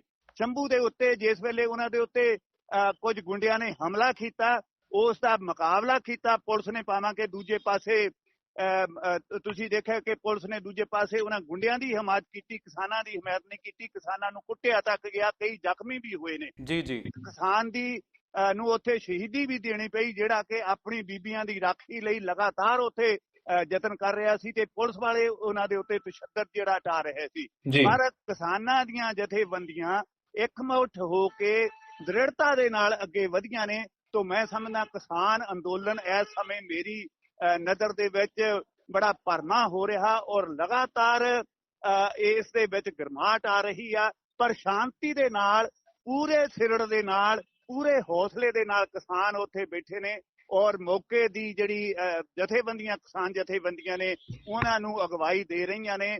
ਔਰ ਬੜੀ ਸੁਚੱਜੀ ਢੰਗ ਦੇ ਨਾਲ ਉਹਨਾਂ ਨੇ ਕਿਹਾ ਵੀ ਜੇ ਸਾਨੂੰ ਗ੍ਰਿਫਤਾਰ ਵੀ ਕਰ ਲਿਆ ਜਾਂਦਾ ਤੇ ਦੂਜੇ ਨੰਬਰ ਦੇ ਨੇਤਾ ਜਿਹੜੇ ਨੇ ਉਹਨਾਂ ਦੇ ਬਾਅਦ ਇਸ ਅੰਦੋਲਨ ਦੀ ਅਗਵਾਈ ਕਰਨ ਲਈ ਖੜੇ ਨੇ। ਪਰ ਨਾਲ ਦੀ ਨਾਲ ਇਹ ਵੀ ਉਹ ਤਿੰਨਾਂ ਕਾਨੂੰਨਾਂ ਨੂੰ ਵਾਪਸ ਲੈਣ ਦੇ ਹੱਕ ਦੇ ਵਿੱਚ ਕਦੇ ਵੀ ਨਹੀਂ ਹੋਣਗੇ, ਭਾਵੇਂ ਕਿ ਤੁਸੀਂ ਦੇਖਿਆ ਵੀ ਅਕਾਲ ਤਖਤ ਦੇ ਜਥੇਦਾਰ ਨੇ ਕਿਹਾ ਵੀ ਕਿਸਾਨਾਂ ਨੂੰ ਵੀ ਇੱਕ ਕਦਮ ਪਿੱਛੇ ਜਾਣਾ ਚਾਹੀਦਾ, ਜਿਹੜਾ ਸਟੈਪ ਪਿੱਛੇ ਨੂੰ ਹੋਣਾ ਚਾਹੀਦਾ। ਪਰ ਉਹਨਾਂ ਨੇ ਇਹ ਗੱਲ ਸਾਫ਼ ਸੁਥਰੇ ਸ਼ਬਦਾਂ ਵਿੱਚ ਕਹਿ ਦਿੱਤੀ ਵੀ ਸਾਨੂੰ ਤਾਂ ਇਵੇਂ ਲੱਗਦਾ, ਕਿਸੇ ਕਿਸਾਨ ਲੀਡਰ ਨੇ ਕਿਹਾ ਕਿ ਸਾਨੂੰ ਤਾਂ ਇਵੇਂ ਲੱਗਦਾ ਵੀ ਇਹ ਵੀ ਕਿਸੇ ਸਿਆਸੀ ਰੰਗਤ ਦੇ ਵਿੱਚ ਰੰਗੀ ਹੋਈ ਸਟੇਟਮੈਂਟ ਹੈ, ਜਿਹੜੀ ਸ਼ਾਇਦ ਭਾਜਪਾ ਤੋਂ ਪਰੇ ਹਟ ਕੇ ਅਕਾਲੀ ਦਲ ਵਾਲੇ ਜਿਹੜੇ ਨੇ ਉਹ ਸਾਡੇ ਮਾਨਯੋਗ ਜਥੇਦਾਰ ਤੋਂ ਦਵਾ ਰਹੇ ਨੇ। ਜੀ ਜੀ ਬਿਲਕੁਲ। ਕਿਤੇ ਨਾ ਕਿਤੇ ਅੰਦੋਲਨ ਜਿਹੜਾ ਹੈ ਉਹ ਬਹੁਤ ਤੇਜ਼ ਹੋ ਗਿਆ, ਮੁੜ ਸੁਰਜੀਤ ਹੋ ਗਿਆ ਹੈ, ਔਰ ਲੱਗ ਵੀ ਰਿਹਾ ਕਿ ਜਿਹੜੇ ਕਿਸਾਨ ਨੇ ਉਹ ਆਪਣੇ ਸਿੱਧਕ ਦੇ ਉੱਤੇ ਔਰ ਅਰੜੇ ਸਰੜੇ ਕਰੜੇ ਨੇ। ਪਲਾਹੀ ਜੀ ਤੁਹਾਡਾ ਬਹੁਤ ਬਹੁਤ ਧੰਨਵਾਦ। ਮਿਹਰਬਾਨੀ ਜਤਿੰਦਰ ਜੀ, ਬਹੁਤ ਬਹੁਤ ਧੰਨਵਾਦ। ਇਸੇ ਸੀਨੀਅਰ ਪੱਤਰਕਾਰ ਗੁਰਮੀਤ ਸਿੰਘ ਪਲਾਹੀ ਜੀ, ਔਰ ਇਹਨਾਂ ਦਾ ਵੀ ਮੰਨਣਾ ਹੈ ਕਿ ਅੰਦੋਲਨ ਜਿਹੜਾ ਹੈ ਮੁੜ ਸੁਰਜੀਤ ਹੋ ਗਿਆ। ਹੁਣ ਸਾਡਾ ਵੀ ਇੱਕ ਫਰਜ਼ ਬਣਦਾ ਹੈ ਕਿ ਅਸੀਂ ਇਸ ਅੰਦੋਲਨ ਦਾ ਸਾਥ ਦਈਏ ਔਰ ਜੋ ਹੋ ਸਕਦਾ ਹੈ ਤਿਲ ਫੁੱਲ ਅਸੀਂ ਭੇਂਟ ਕਰੀਏ। ਫਿਲਹਾਲ ਮੈਂ ਚੱਲਦਾ ਹਾਂ, ਫਿਰ ਮਿਲਾਂਗਾ ਤੁਹਾਨੂੰ ਔਰ ਕਰਾਂਗਾ ਕਿਸੇ ਚਲੰਤ ਮੁੱਦੇ ਦੇ ਉੱਤੇ ਚਰਚਾ। ਧੰਨਵਾਦ।